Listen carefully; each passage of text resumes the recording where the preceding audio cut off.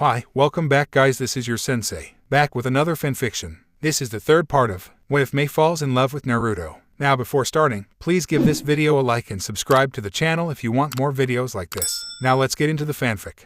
If there was one word to describe Danzo, then it was devious. The man was shrewd and ruthless. He has a distinct fanaticism to Konoha's military might, being the most powerful throughout the elemental countries as proven during the First Shinobi World War. Why wouldn't it be? The village hidden in the leaves was established by the two most powerful clans before the formation of what was to be called now as Fire Country. This, along with the bountiful resources that Fire Country had in agriculture, fishery, and the like, had established the nation as a powerful force to be reckoned with. Danzo wanted to maintain that power and saw that the teachings of the Tsunade as too lenient and diplomatic. To him, there was no way to solve conflict without proper military intervention. He had seen war, he had been a part of it, he knew that killing was a necessary evil, and he would willingly do so again if it meant Konoha would remain at the top. It was worthy to note that the teachings of the Tsunade were stemmed from Hashirama and Tobirama of the Senju, the Shodaime and Nidaime respectively, and that those that followed after Hiruzen were also followers of their ideals. From Minato to Naruto, these leaders of Konoha had been, are, without a doubt, shining examples of their time. Due to the images and personalities gained from each of these three leaders, the villagers and ninja alike grew to follow them in a heartbeat.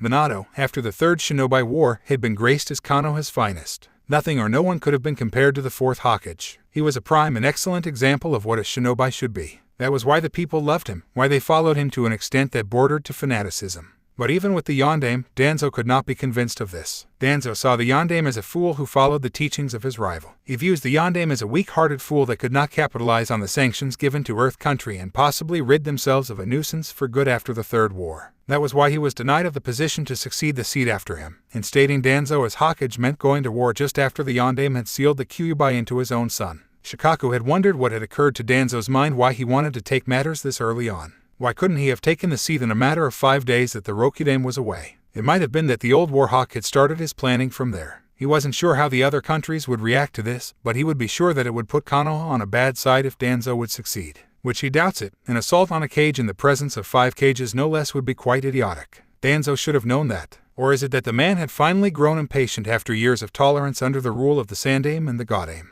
Shikaku would never know, nor would he care to ever find out. To him, Danzo is a criminal now. There was nothing more to be said about the man that had been plotting in the shadows. Shikaku sat on the tallest building that Yamato had created, intent of observing the skirmishes that are about to take place. He could see Yamato on a fair distance by the northern gate as he stopped. Along with him were Naruto's former classmates. Yamato then began to weave his hands to a series of seals at a fast rate. He said to the Chunin that were with him, "Do any of you trust me?" All of them nodded. Yamato merely gave a smirk. "Then don't move for a second, Kiba-san, Lee-san and Tenten-san. You three will serve as the strike force, I'll provide the distraction." Yamato had then ended his slew of seals and shouted, "Mokuten, Deijurin no Jutsu."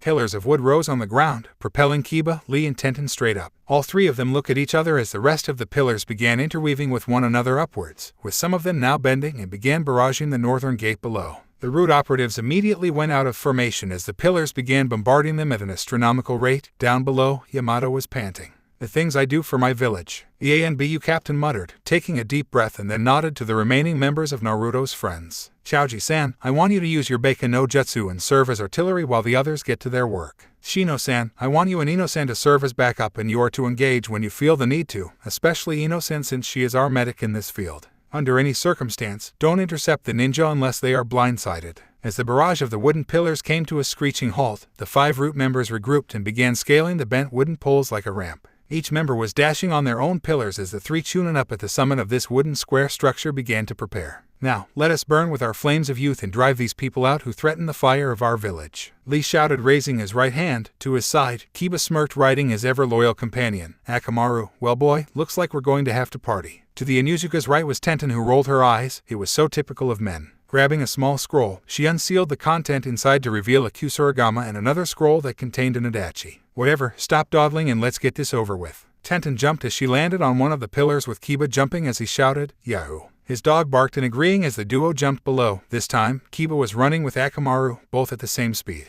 Lee followed suit as he too jumped and somersaulted, landing on the wooden ramp down slope, the pull of gravity accelerating their speeds. They could feel their adrenaline pumping as their hearts raced as they dashed downwards with the pull of the Earth's gravity below. They could feel as if they were free-falling at such speeds with the wind gushing to their faces. One of the root members in the middle clasped his hands together and formed a seal. "Rinpo and Maku." out of the sleeve of the one in the middle, as his area was soon covered with smoke. To Kiba, it didn't matter, you can't get away. Jiju Ninpo, Shikyaku no Jutsu. As soon as he applied the jutsu, Kiba and Akamaru dashed even faster, as the boy squatted to Akamaru's level and dashed on his limbs, making fair scratch marks on his side of the column. Two members then jumped from the smoke, wearing identical masks just like the one who initiated the smoke screen. Kiba could smell the scent in both of them as they lunged at him from above. Kiba then spun like a drill, as did Akamaru, to avoid getting assaulted by the two elite members. Yatsuga. The two clones prevented their attacks altogether as Kiba stopped to a screeching halt as another member had appeared from underneath the wood this time, popping from the said structure and almost sliced Kiba's head off, who had ducked just in time. It was then that a gigantic Chaoji had appeared behind Kiba, who then gathered chakra at the palm of his hands and throttled his hands on the area where Kiba was. Alright. The piece in front of Kiba shattered, plummeting the ANBU with the cat mask down to the ground. Kiba looked back and both he and Akamaru regrouped, seeing as the ANBU earlier with the shadow clones lunged at him once again. Shagetsu. The clones of the root operative swiped at Kiba with their swords sideways from the center. Kiba ducked and immediately stopped when he saw the cat-masked ANBU appeared below, about to give a rising vertical slash. Kiba rolled to his side and noticed Akamaru's scent at the top of the clones. The Fang Boy then recovered his footing as he dashed straight upwards with his forelimbs. Kiba then appeared this time with Akamaru once again on top, as both master and familiar began spinning like drills again and both began to intertwine this time. Tensoga. The two formed a large drill-like attack, easily rivaling as that of the Garaga, as the two rammed towards the three shadow clones, dispelling the two clones and with the drill. The gigantic drill then drove the ANBU to the ground in a loud and sickening thud as the attack almost began digging deeper into the hole that the two had created. With Lee, as soon as the three of them dashed down, Lee had already prepared to loosen his bandages and had discarded his leg weights. He threw them to the root member that was on his pillar. The man dodged and saw the things fall down as it picked up quite a pile of dust below and even gave a small crater to the ground. The ANBU quickly turned his head around and Lee was already giving a straight flying kick at him. Lee's dynamic entry was parried, however, by the man's elbow arm padding. Lee jumped and used a somersault back, landing on the wood column. The man eyed Lee carefully underneath his lizard mask. The man seemed unmoving at first until his hand flickered together. Lee wasted no time as the man finished his jutsu and unfurled a Gaukakayo no Jutsu straight at him. Lee jumped and evaded the fireball. As went past him, the elite root member came upon him with daggers burning from his hand. Lee then kicked the man's forearms to avoid getting incinerated by those things and controlled his trajectory, landing just in front of the man. The root member he was facing was a Katen expert, and not just any Katen expert. It seemed that the man can use Katen at a close range effective enough to be weapon. His chakra was converted to flames as he held onto his dagger. Katen, Saukonga. However, once Chaoji had started to shake things up with his Chauharite, Lee saw the man distracted for a moment. Quick to capitalize, Lee sped up, and in a blink of an eye, the gap between him and the man was cut short. Lee then gave a straight jab at the man's chest that had flinched from the pain. The man staggered but regained his footing, spinning around with his daggers in his hands. The flames arced in a wide angle, almost grazing Lee at the cheek and at his flak jacket. Lee inwardly cursed the burning pain that he felt from his abdomen and cheek. The man then stopped, spun the dagger in his left hand in a reverse grip, and then he gave forward thrust of his dagger straight at Lee, who elbowed the man's left elbow, drove a knee on the man's gut. The man staggered back as Lee had jumped once again and spun around. Kanoa Senpu. The man blocked with his forearm, but Lee did a reversal once his kick was parried. He used the halting force of the block and then reversed his spin, going for a low sweep kick that forced the man to fall. Lee wasn't done yet, and he held the man by the elbow and disarmed his and spun around, doing the same to his left before delivering a straight kick to the chest. Lee jumped down, loosening his bandages even further, plummeting down below as he went after the man, his bandages coming loose. Hachiman Tonku, Daichiman, Kaiman, Kai. He felt the limiters in his muscles and chakra break away as the bandages unfurled and began to wrap on the Katen user, whose weapons were clearly off from his hand. Lee had managed to reach the person and then began hold the man by the waist as the ANBU member was wrapped by the bandages like a cocoon. Lee then began to spin around like a top, spinning faster and faster until they looked like a miniature tornado. Wind currents were picked up fast as Lee drove the man below to the ground. Amod Wrench. Boom. With Tenten. Tenten threw her Kusarigama at the root member with his sword drawn out. The member deflected the sickle with ease. Tenten pulled back the chain of the Kusarigama and the man still dodged. The man then accelerated his pace, going directly to Tenten at such short notice, his sword brandished to his front as the sun glistened and shone its light to Tenten, casting her into his illusion. Meijin Shiranui. In that moment, Tenten saw what appeared to be a dancing ball of light as the image of the man contorted into a wavy pattern, going around her vision as he toyed with her senses. Tenten was never really good at Jinjutsu. In fact, she wasn't very talented in that field on her own, as she, as Guy had trained her, was a long-range expert who had improved on weapons training since Invasion of the Sand and Sound. Besides, to her field, Jinjutsu would likely cause more problems in her weapons training. She was trained to adapt to every single weapon she could think of, and that meant her studies in each field continued to be met with training for hours on end. From swords, axes to spears, it was too much already to do more than that. Tenten, with her Nadachi in her right hand, blocked the white light that seemed to flicker and dance in her eyes. As she heard the high-pitched sound of metal clashing against metal, she felt a sudden, painful pushing force pushing her at her back. She felt her feet lost the object she was supposed to stand on. She saw her vision as blurry. The sounds she heard were only ringing as if it was a high-pitched tune that was about to destroy her eardrums, as the ringing continued to vibrate in her ear. The flicks and dances of the wisp, as she named, made its way towards at the top of her head, but her senses, her visions came to a sudden abruption, when one clear sound had broken her out of her reverie. Boom!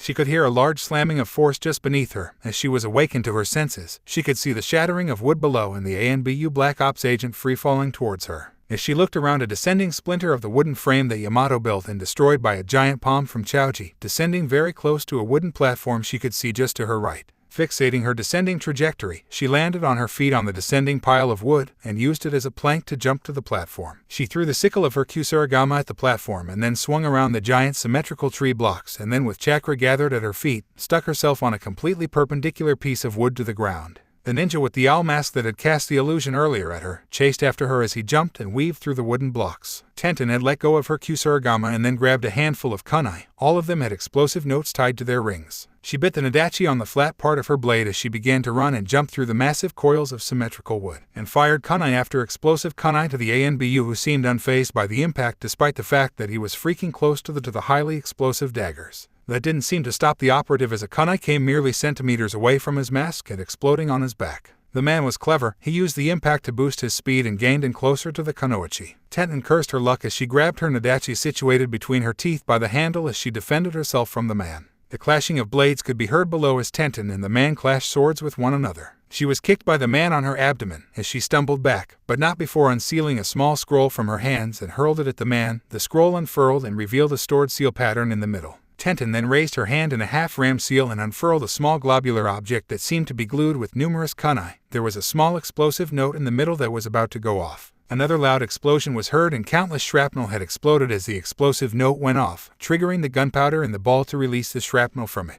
In a stifling sensation of pain, the ANBU member felt his footing on the wooden structure fall off, as he could feel his chakra losing its grip on the wooden structure. As the root member stared upwards, before he completely hit the ground, he saw a giant pole, no, a tetsubo being hurled at him. Tenten had taken cover after that explosion, as she saw the man was caught off guard. A few more seconds and the man could have had her head, as he saw the man descend from the explosion, with a few kunai embedded on his chest and abdomen. Tenten seized the opportunity to finish the fight as she gave a jump that would be considered a leap of faith and unfurled another small scroll, unsealing it and revealed a tetsubo. She held it between her palms and gripped the weapon firmly. She then swung the heavy object with its tip straight at the man as they began to descend. The weapon had hit the root member straight at the chest, further plummeting them down. They landed on the ground with a thunderous crash as the earth below gave small fissures and cracks due to the weight of the weapon, her victim crushed under the weight. She breathed a sigh of relief as she then looked to her sideways. Kiba and Akamaru were resting under the shade of the wood, as did Lee as they looked upwards. It felt like something was still missing. To their surprise, another member had quickly appeared at the top, intent on taking down Chaoji from the forehead straight down. His sword had glowed blue from his chakra as winds began to pick up. Futen, Ama no Furiken.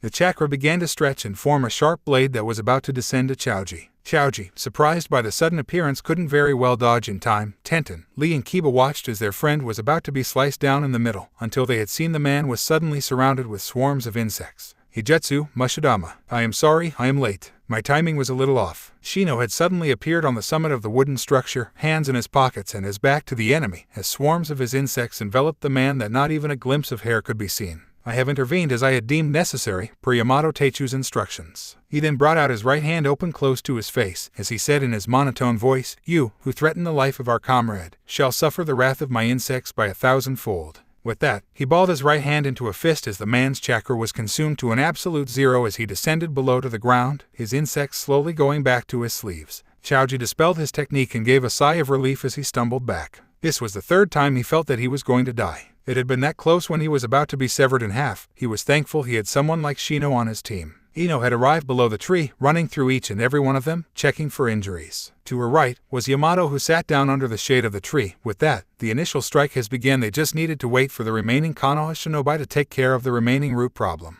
Tsunade's tent. Ayaba, Shizyun, and Genma were nervous. It had been a few minutes since the battle had begun, and by now, the citizens would have noticed the signs already and went back inside. Genma and Ayaba were outside as Shizune was beside the godame, attending to her needs. Shizune was nervous. The fact that the enemy could strike any moment was making it hard for her to focus. Taunton was at her side, concerned for his caretaker. Shizune had pet her pet pig as she sat down beside her master. She heard the sounds of explosions, echoing through the skies of Kano as she could hear the sounds of footsteps abound as countless of her fellow ninja had begun running around the area, sniffing about of any of Danzo's forces that are about to threaten the godame. Outside, Genma held his senbon between his teeth like a toothpick. His hands were at his sides, not normally within his pockets. He was wary, and he should be. These were elite fighters they were taking on. Yamato's squad had the advantage when Yamato led them in the fact that they had superior numbers compared to the people of the Northern Gate. He had seen almost every ANBU member take off their mask and began searching the area so as to not confuse anyone further. Root Ninja tend to act like ANBU loyalists, but the difference is that Root Ninja do not respond to any communication unless it involves the mission. To them, there was nothing more important than the task that had been given to them. To his right, he saw Ayaba tense as he adjusted his sunglasses. The man was just as wary as Genma. These are Black Ops agents. They tend to be absolutely ruthless when given the task. It was what made Root so damn efficient at what they do. But they also had the lowest recruits. Often, the ninjas that are put under Danzo's training program were neglected children who are never going to attend the academy. In here, Danzo and his subordinates would brainwash these children to forget anything that had to do with their past, their lives, their ages, their hobbies, their names, and the list goes on. It was inhuman, Ayaba thought. These people were trained to become killers with no emotion, not even a tangible sense of guilt. In Ayaba's musings, it was then that they saw three ninja about to approach them. Ayaba and Genma visibly tensed as they saw these three with hollowed look on their faces. Genma's teeth tightened the grip on his senbon. Just in time, Shizune had appeared at the entrance of the tent. She had closed the cloth that led to Tsunade's room as she said to the ninja that stood before her, "You will not get past this point from this moment on." Shizune then raised her right sleeve, revealing a set of senbon shooters on her forearms. The weapons glistened in the sun as it accentuated its deadliness in front of the three emotionless ninja before them. Unknown to the six combatants, a silhouette of a boy had squatted down behind Tsunade's tent. A small black rat had appeared inside, sniffing around the small room. Iron Country. From the team, the samurai who jumped in the midst of the chaos had pushed him to this area. As the wave of swordsmen began cutting down Root members left and right that used the woodlands as their shield, with the samurai splitting into different directions intent on taking down every last one of the usurpers. Shikamaru got swept by the tide of really aggressive samurai, being pulled the sudden gush of battle when one of them dragged him into this depressing wood area.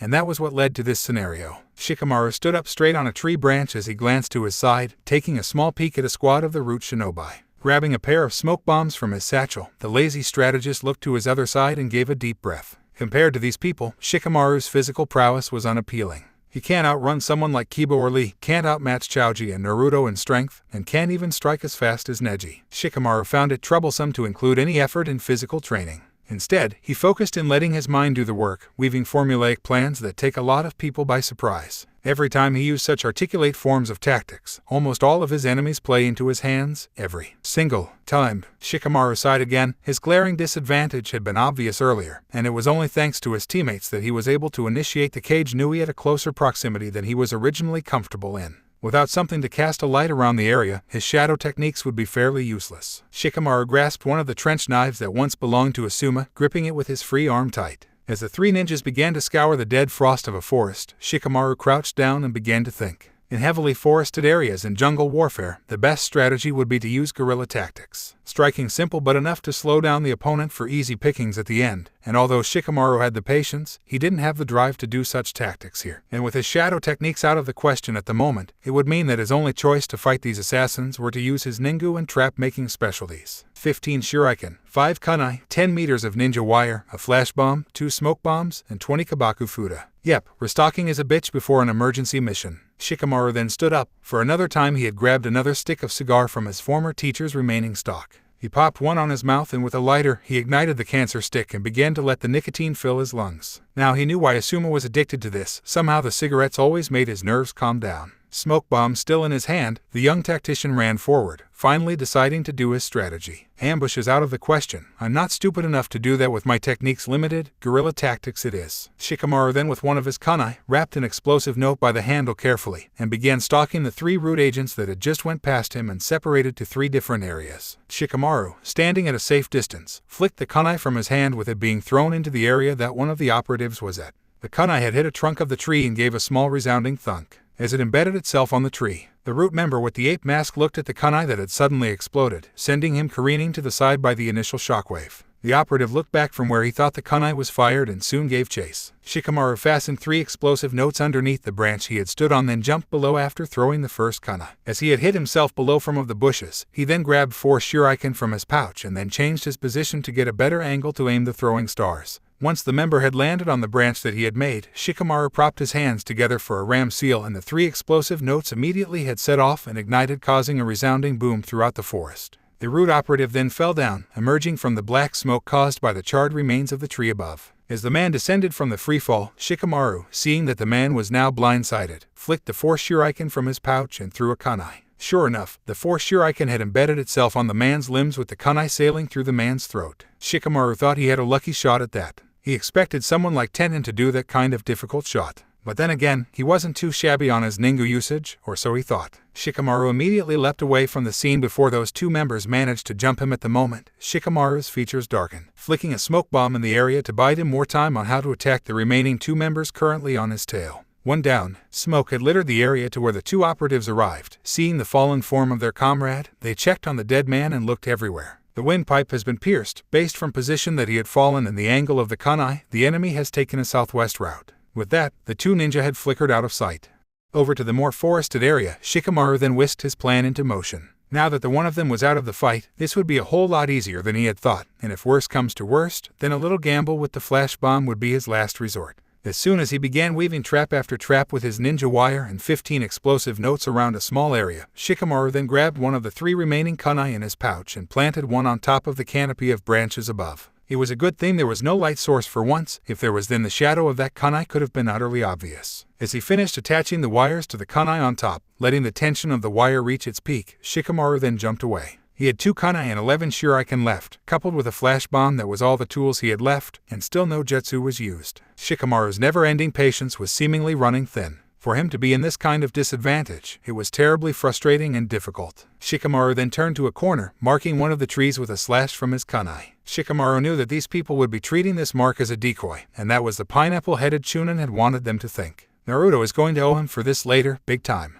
As soon as he had let his trap set into motion, he made it a point to let himself get in the way of the root agents for the first time. Finally making his tracks obvious, Shikamaru leaned forward a little and soon ran like the devil itself was chasing after him. When the operatives had finally managed to obtain the real tracks left behind by the Chunin, they soon ran at full speed following the trail left behind by the Nara. Once they had caught up to Shikamaru, Shikamaru threw 4 shuriken that were easily deflected by the 2 masked ninja. Shikamaru then pulled out his remaining smoke bomb and tossed it on the ground. The smokescreen littered the area in a blanket of gray smog that the 2 agents got into. Shikamaru had then jumped from the smoke and immediately let loose 8 shuriken from his hands and heard the sounds of multiple tension wires being effectively cut. Springing the wires and lashed towards the blanket of smog like whips as it waved in the air and bound the operatives like the slithering body of a viper. Once the smoke had cleared, Shikamaru could see only one person in the binding tap that he made. Shit! Shikamaru then turned around and saw that the ANBU was already on top of him, with his sword brandished upwards. Shikamaru had 2 kunai left in his pouch, and he tossed it at the man before jumping back and unfurling 3 more shuriken and throwing it at the remaining mobile root member. Shikamaru cursed his luck. He had no more ningu at his disposal. His jutsu were too close range for him to do the next step, and the man that was bound by his trap was about to get out. Shikamaru then raised his right hand and formed a half-ram seal. The member then looked down as the explosive notes gave a hissing sound as the sparks and flames began eating away at the paper. As each of the explosive notes ate itself whole, a resounding explosion could be heard in the dense woodlands of Iron Country, wiping out a single man. Now only charred remains, as a small crater bore itself as a testament to the 15 explosive notes that had went off at the same time. Through this small distraction, Shikamaru capitalized the moment and held out Asuma's trench knives and then threw them to the man who jumped away. Not one to finish his last gamble, Shikamaru then tossed his only tool left to his back. A flash bomb. With it making contact on a small tree, the bomb went off and gave such a blinding white light that the remaining operative in Shikamaru's sight shielded his eyes. Shikamaru, in that very second, had finally began molding his chakra and activated his Kage Nui. The branches of the shadow needles crawled through the trench knives and instantly expanded, as it rose upwards and ascended like blades of grass and descended on the blinded man, finally impaling him on every conceivable part of his body. The man fell down on a limp as Shikamaru gave a sigh of relief. The tactician slumped on the forest and gazed up. How he wished that things were simpler back then when they were kids. Shikamaru didn't care anymore. He just wanted to take it easy for a moment while staring lazily towards the dull and gray clouds that blanketed the skies of Iron Country. Shikamaru then let out another cigarette from Asuma's last pack and lit the said nicotine stick. I can see why Asuma-sensei was addicted to this stuff. Another puff of the said stick and Shikamaru rested his head comfortably on the bark of the tree. He'd get back to his team later. Right now, he wanted to recover his mind from doing those things so much. He'll be back, eventually. Hinata. The moment the gates were opened, and the moment that the men had begun their assault, Hinata had activated her Byakugan to see just where her teammates were. When the samurai had literally bulldozed their way towards the positions of the ANBU members, her vision shifted when she saw the collapse of the giant earth wall that was severed on its lower part, resulting in the collapse of said wall and burying some of the ninjas there. Her vision, however, shifted again when she heard Kakashi questioning her about Naruto's chakra coils, which, surprisingly enough, were intermingling with each other, and that Naruto had 3 types of chakra flowing in him. The myriad of blue, green, and red entered her vision, looking at the center of Naruto's chakra reserves. She could see that the green energy and the red one were trying to cancel each other out. In the middle laid the blue, normal chakra that was trying to absorb both. When the red one somewhat stabilized, the green energy began to feed the blue more of its energy as it then began to mix. It had looked like Sage Mode had the ability to neutralize some negative effects that the red chakra had. The malevolent red energy was being put on stasis, slowly being absorbed by the blue energy. Her musings were cut off when she had seen to her back was an ANBU member that was poised to strike her down, until a blast of wind had sent the man flying from her and hitting the cold hard ground, skidding to the snow by the attack. Hakushu, please do not let your guard down, Hinata-sama, Neji quickly implied as he chased after the rude ANBU, reeling back his hand, giving a palm strike directly at the chest. Hinata nodded and turned around, her sights focused on the person in front of her. It was another operative. Byakugan still active, Hinata had lowered her stance to the Juuken, palms open and faced against her would-be assailant, charging palms open. The rude ANBU jumped overhead just as Hinata had outstretched her palm, sailing past over the man that had used a somersault over her. The operative then raised his sword, about to slash Hinata in a vertical swipe. The girl fluidly dodged to her right and directed her palm to the ANBU member's back. The operative twisted his body as he landed down, carefully evading the attack by mere centimeters from his spine. The man then landed on his free left hand and was about to swipe his sword horizontally at Hinata's thighs, but the girl managed to jump back, evading the attack that could have crippled her for life. Maintaining her stance in the Juuken, Hinata watched her opponent carefully. Studying the man carefully before making another assault, Hinata focused her vision to his chakra system that was now flowing like a cascading waterfall. Neji Nissen has more experience in fighting armed shinobi than I am. Tenten-sen had been his sparring partner for a long time. I'd been more used to fighting enemies unarmed. This would be difficult, but Neji Nissen always said that sword users are predictable to where and how they swing. If it's above their head, they will do a vertical cut. If it's by the waist or torso with the hilt forward, it's a horizontal slash, and if the blade is pointing forward. The man then poised ran towards Hinata, his body flickering from side to side. The tip of the blade, as expected, was pointed towards her. A thrust. Hinata simply leaned her torso to her left, effectively dodging the blade. Hinata then, with her right arm, grabbed the man by the wrist with her 2 fingers, tried to poke the man's tenketsu situated on his solar plexus. The man blocked with his free arm, using his right arm as a shield. Hinata then adjusted her strike, and instead of poking the man by the chest, she directed her finger to close the tenketsu on the man's right arm. Somehow, Hinata could hear a silent grunt of pain coming from the operative as he felt the grip on his sword loosen. Hinata then felt the man force his sword down. Hinata then stepped forward and ducked, the blade completely missing her by a few inches as she went past the hilt. Hinata countered with another palm strike, this time to the nape of his neck, trying to destroy the man's peripheral nervous system. The man simply ran forward, with Hinata missing her strike. The man grunted in pain as he tried to lift his right arm but couldn't do so. There was that tingling, numbing pain that he had felt. But pain was a mere obstacle. Root had taught him that. Pain blocks what the mind wants. Survival instincts are non-essential to ninjas of Root. To them, they had been trained to ignore their flight response as normal humans. Fighting would be their only option. If anything, if it meant cutting your own arm off to succeed in the mission, then do so.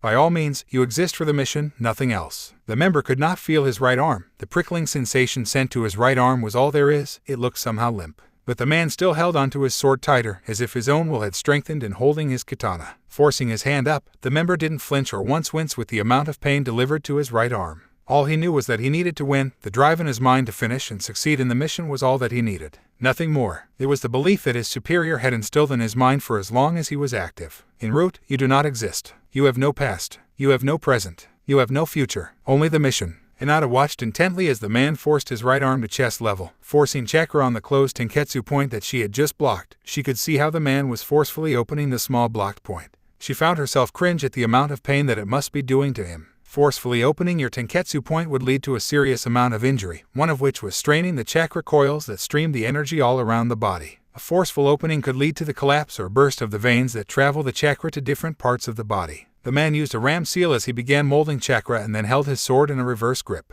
Ninpo, Mikazuki no Mai. The man then separated to two as the two clones began hovering to her side as it looked like a firefly dancing in the wind. Hinata knew better though, as her Byakugan had already foreseen where her opponent was. Hinata began concentrating chakra on her palms as she began to thin it out like a sharp thread, as she began weaving around her area of what seemed like a net of repelling chakra. Shugo Hack Rokaji and Shu. The man's blade from atop was parried and deflected away from his hands, as he was suddenly caught in the dome of the repelling chakra net, hitting him in every part of his body as it seemed like 1,000 needles had just rained and was piercing his skin in a sharp and continuous amount of pain. Hinata wasn't done yet, as she put the base of her palms adjacent to each other in a vertical manner with her palms open. She struck the man in the middle of his chest. His Aoi Tenbu.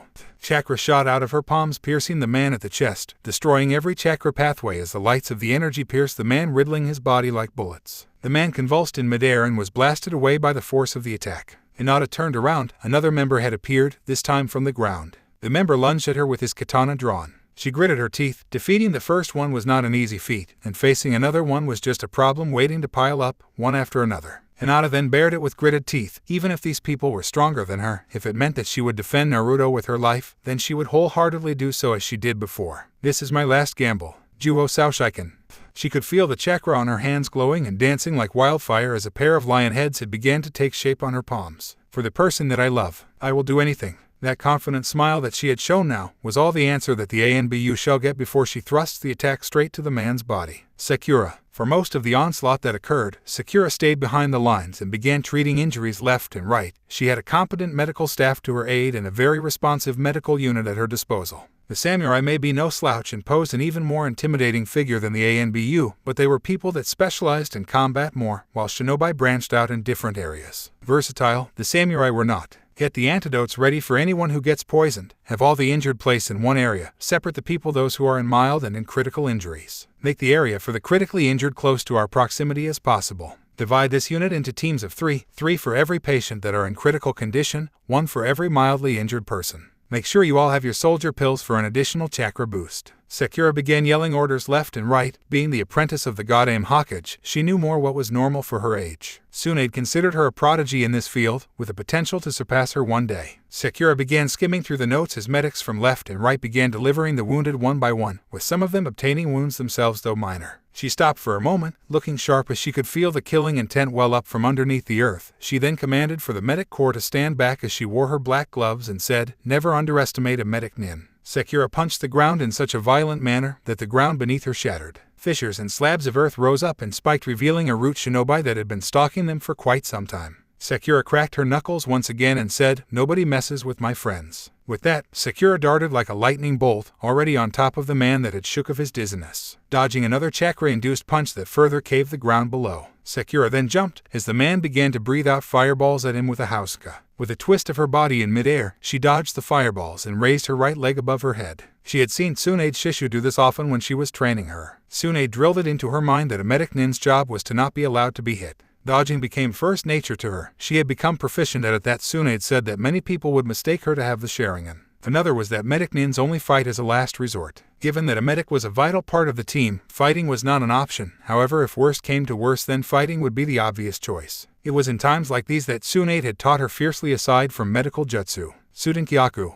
The ground-shattering heel strike to ground shook the man of his bearings as Sakura had suddenly appeared on his side. Grabbing him by the nook of his shirt, Sakura tossed the man in midair with her nearly monstrous Tsunade-like strength and punched the man hard in the gut, piercing through organs and with the lower half of the spinal column shattering from the blow. Kakashi and Guy had appeared just in time to provide his backup. Kakashi was concerned about the Hokage who had ran off and fought Danzo on his own, so he went back to find Sakura in case there was a backlash of this new type of power that the Hokage had accidentally accumulated. He had known that Naruto was feeling the stress levels of the political talks was reaching him at boiling point. Add to the fact that Sasuke appeared and disrupted the meeting and facing Madara about the truth behind the Uchiha clan. Kakashi wasn't surprised that all of these revelations after revelations mentally exhausted Naruto so much that it left him quite frustrated about the whole thing. Guy, on the other hand, appeared just in time to double-check the medic nin corps, with the brunt of the assault force fighting off the root forces along with the leader of Iron. Guy thought it would be more prudent to be on guard for the medic nin corps. Besides, out in the battlefield was Neji and Shikamaru. Guy would trust these people would be okay on their own. He just wished that the Hokage would keep his cool. He had noticed that Naruto started to slump a little when they were about to exit the gates, and from the bags under the Hokage's eyes, it showed the fatigue that settled within him. He wasn't sure if he could leave him alone like that. After all, almost half of the attacks that was dealt to Sasuke was Naruto's doing, and he could see just how much it pained Naruto in doing so. Kakashi seemed to mutter something along the lines of, "It's the Valley of the End all over again," when they were in the hallways a little earlier. I had not personally heard about this particular mission from Neji, as the boy refused to tell about it. As it was, Neji didn't want to talk about a mission that was an utter failure. And even though Neji got to open up, some of the accounts after Neji's and Lee's battles were missing, so he didn't know what exactly occurred at the end of the mission that led to its failure. It was then that two root ninja had appeared right in front of them. From the disposition that each of them gave, they were probably high in Danzo's rankings. Well, looks like I'll get to see more action after all. Kakashi then unfurled the Sharingan covered from his forehead protector and gave a simple hand seal. Guy merely went for his Gauken stance. Sakura, go and see to Hokage-sama. Tsunade is near his vicinity. She should be able to tell what occurred and what might happen. Kakashi commanded the pink-haired Chunin, who nodded. Keep Hokage-sama safe and uninjured. We will handle this and catch up to you in a moment. Guy continued, not taking his eyes off their opponents. Sakura nodded and ran off towards the Hokage, who was mere minutes away in killing the leader of Root. Naruto. Rage, indescribable fury welled from within Naruto's mind. Nothing could be compared to what he had felt when Danzo mentioned his actions against his mother. He could feel his anger rising and brewing like a storm back then. Naruto could only see red at that time. This anger and rage that he felt was worse when Kabuto almost killed Tsunade, when Sasuke left Konoha, worse than Jiraiya's death. It had hit him hard, harder than anything he could have felt. Was it the same for Sasuke when he saw his family die over and over again? Naruto couldn't answer that question for the moment, for he had poised a kunai at Danzo's throat, the man responsible for ruining his and Sasuke's lives. The man that indirectly destroyed Konoha by allying with himself with a questionable leader, the man that had been under suspicion of using Akatsuki to kill the Tsunade. His grandfather figure, Naruto couldn't stand such the repulsive man before him. It only brought on his anger and unending hatred of the man so much. With that, he had brought down the hammer of justice upon the wicked man that was Danzo, and impaled the man by the right shoulder. The old man grunted in pain as he felt the blade of the weapon piercing his flesh. Blood began to damp Danzo's kimono, oozing out to where the kunai was impaled. The man looked at Naruto, who was looking at him with rage-filled eyes, eyes of malice and wrath, eyes that could set fire to any object it sees. And right now, those eyes were piercing Danzo to the very pits of his soul. Death is a punishment too good for someone like you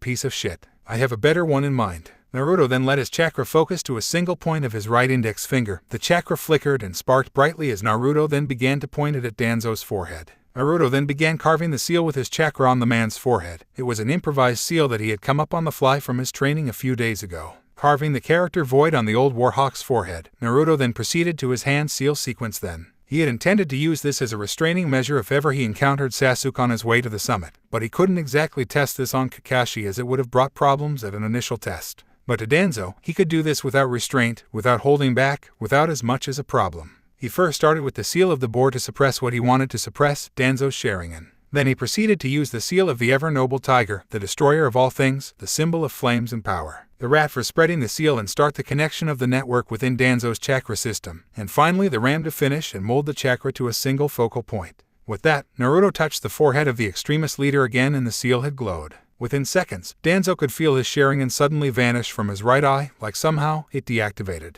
He could feel his chakra coils move to a standstill for a second, and then a few minutes later, he couldn't feel his chakra anymore. He felt himself fall beneath the lowest of the low, as he felt utterly powerless to the boy that stood before him, those cross eyes showing that undeniably heated glare against him. He could feel that the Hokage had wanted to do more than just seal away both his chakra and Sharingan, but the restraint from the man was unbelievable. Naruto then could feel his Sage Chakra and the Biju Chakra dying down from him, as he knelt over the body of Danzo and began pummeling the beaten man on the ground. All the while, Naruto was crying his tears out. Bastard, you killed her, you killed her, you ruined my life, you ruined our lives. Naruto kept pounding, pouring all his anger and sadness into his fists. I wanted to kill you, I wanted to murder you, make you feel pain before finally lobbing of your head. Another set of punches flew on the man, as Naruto continued pounding the man on his face as he broke Danzo's jaw. The answer to peace is understanding, Naruto, remember that. The voice of Jiraiya echoed in his mind. Flashback. Mama, where are you? The crying 3-year-old Naruto walked through the hallway of their tiny apartment, looking for his mother. I had a nightmare. Naruto continued between sobs, holding his closed hands to his eyes, trying to dry out the tears. Where are you, Mama? Naruto continued. Thunder echoed throughout the house. A rainstorm had occurred that night. Naruto was crying, calling out for his beloved mother's voice. I'm scared. I'm cold. Where did you go? Flashback end.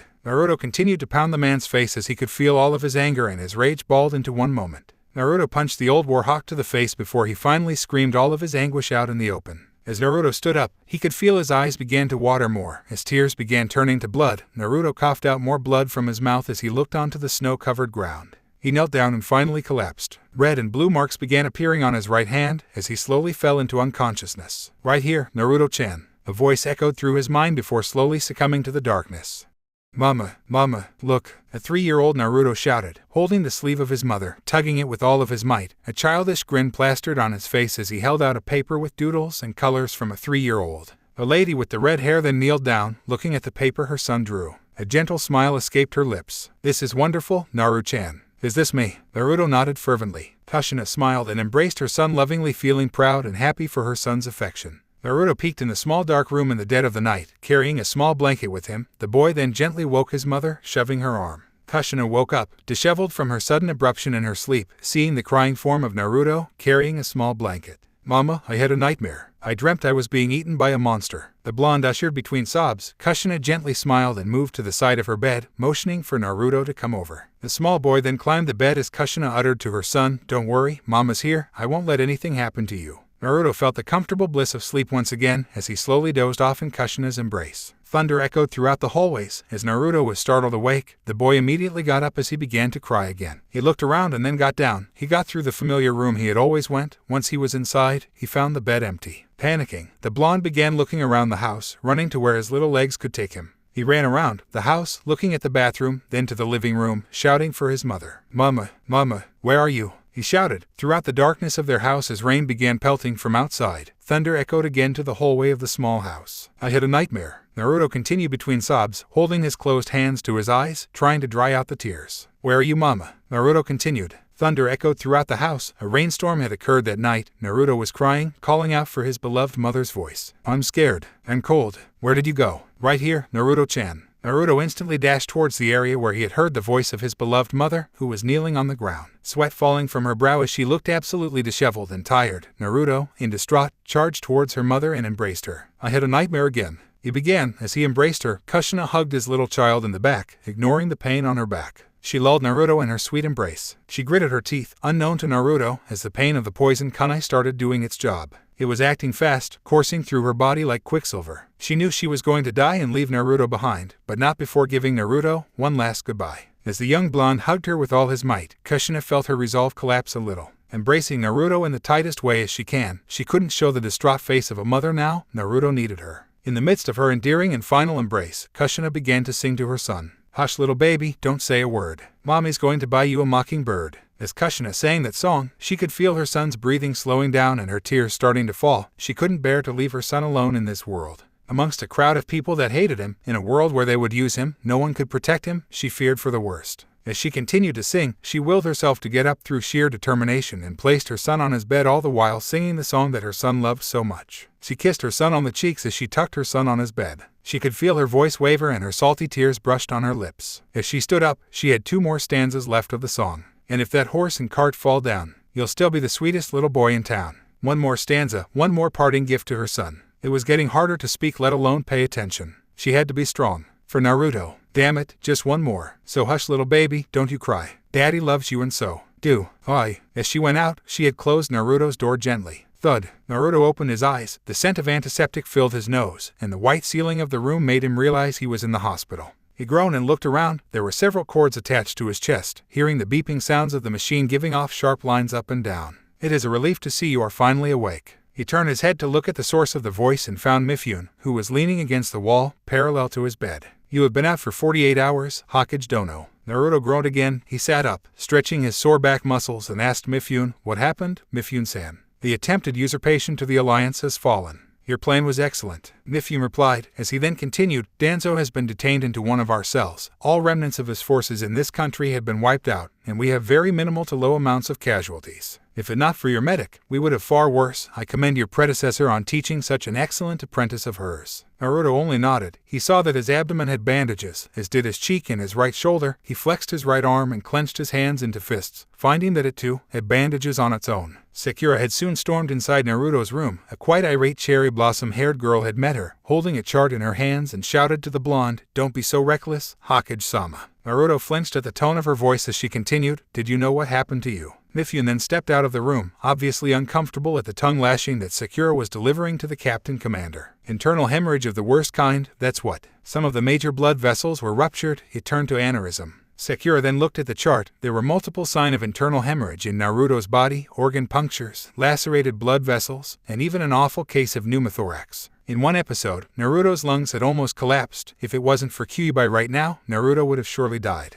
When finding out the cause of the said thing, Hinata had explained that the two opposing chakras of nature and the Kyuubis caused a violent reaction over time, that the stored chakra in the cells began to disintegrate to a point where the very cellular structure began falling apart. The regeneration of Naruto's wounds had worked faster than it originally had, though. Sakura had to wonder just how it happened. The strength and seal of the fourth was probably there to be thankful for. As she skimmed through Naruto's chart, Sakura began to speak. "We thought we could have lost you, you know," she said in a somber tone. Naruto remained quiet, looking down. "When you fought Danzo, I guess your anger was at your limit." Naruto couldn't reply. He had no words to tell about what happened. Instead, he remained quiet and stared at the sheets draped over him that kept him warm. He balled his hands into fists, ruffling the blanket on top of him. "But that doesn't excuse you why you have to be so rash, Naruto." Naruto flinched yet again. "You're always like this. You're willing to sacrifice yourself just so you could finish something. Don't you know that all of us were concerned when you were near the brink of death? Just this once, Naruto, just don't do things that could lead to your death. We've lost Sasuke-kun already. I'm not about to lose you too.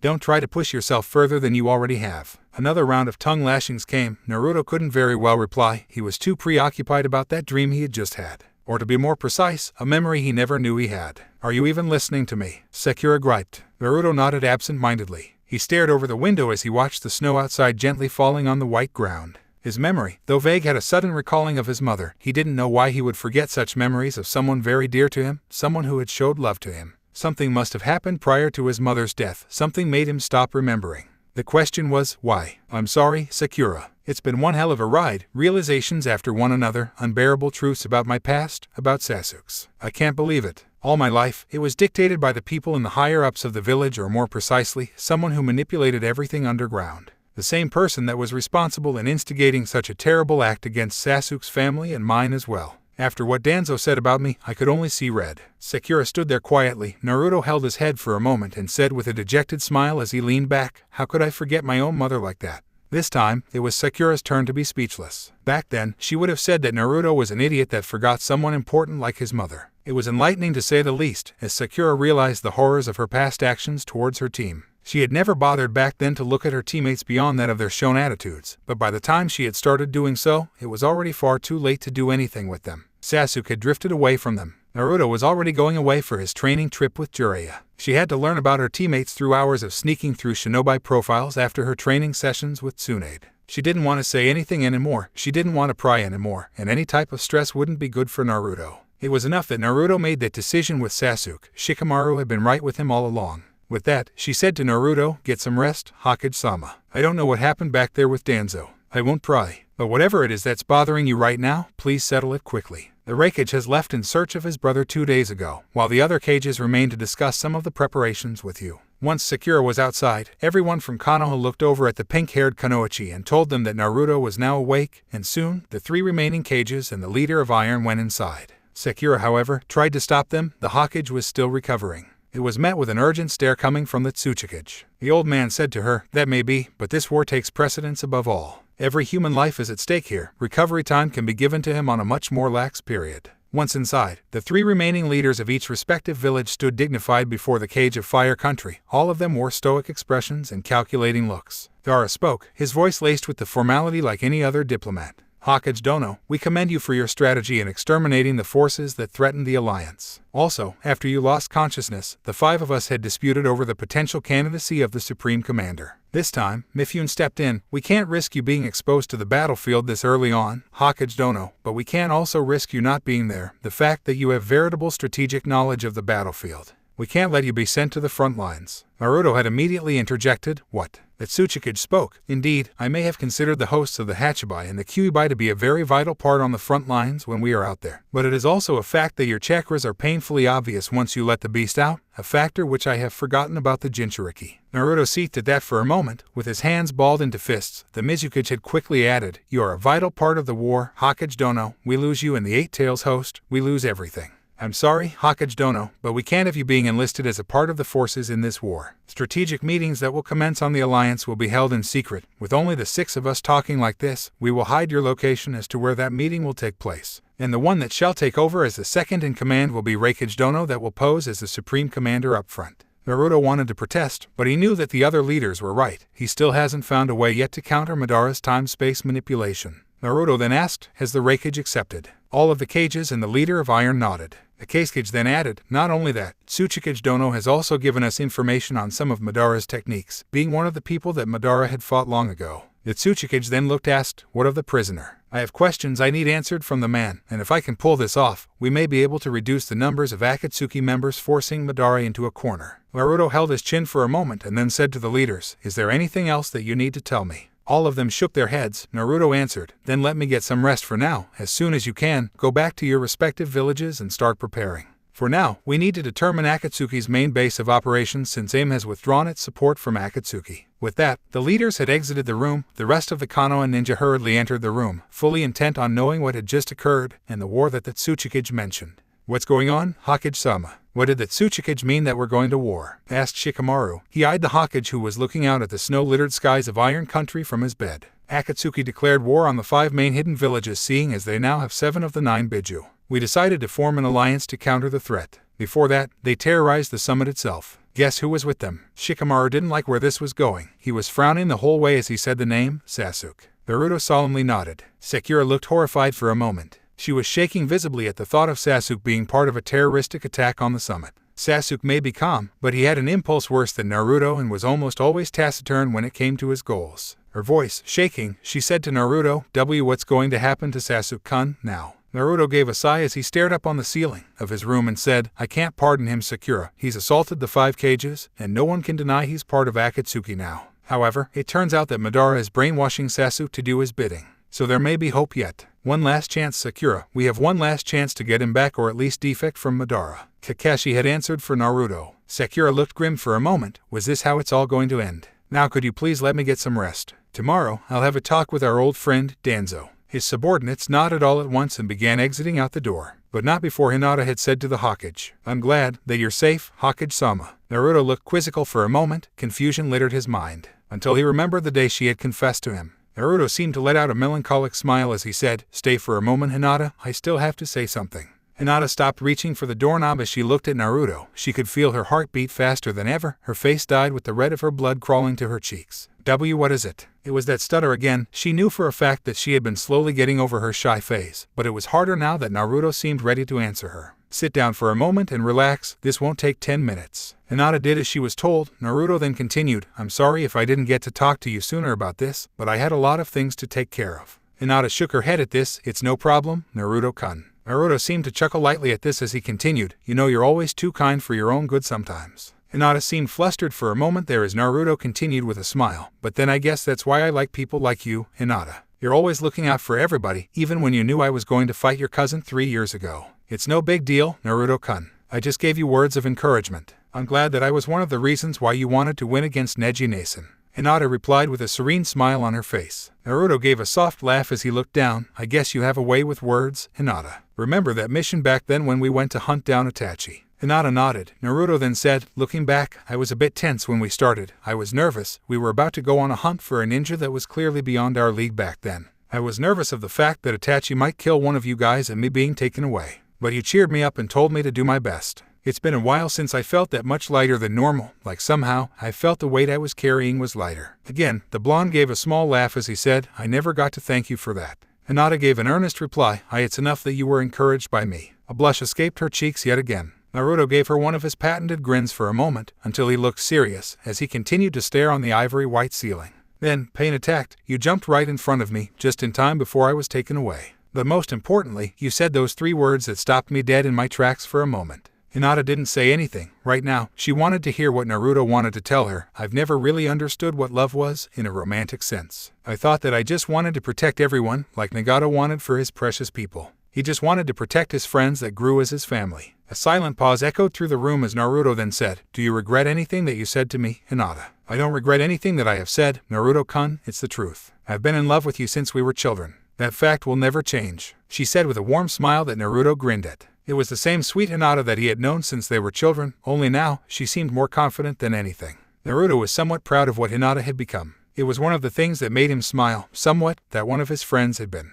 Well, I don't know, I'm flattered Hinata, but I still don't know. I've been fighting for recognition all of my life. Every time I talk to you, I can't help but feel at ease. With Sakura it's different. I don't know, Hinata, it's just, I don't feel like I can pursue a relationship yet. Hell, I don't even think I should be Hokage at the moment. To me, Tsunade is still the Hokage that loves to drink and gamble all her money when she thinks we don't know. Naruto said that in an amused tone, letting out a small laugh. Please don't force yourself to answer my confession, Naruto-kun. She immediately said as she looked none too amused. Take your time, don't think you can address this whenever you can. I would like it if you take your time and finally know what you truly feel about me. Please don't force yourself. Sincerity was laced in that voice. Naruto returned his melancholic smile. Thank you, Hinata. You really do have a way with words. I'm sure you'll make a fine clan head and a great wife someday. Another set of blushes escaped Hinata's cheeks. She had never expected this though. Naruto suddenly talking about this topic so soon. He didn't accept her, but at least didn't reject her. She stood up with a smile on her face, somewhat relieved at that moment. She could feel that she still had a chance and said to Naruto, it's not my nature to give up though, Naruto-kun.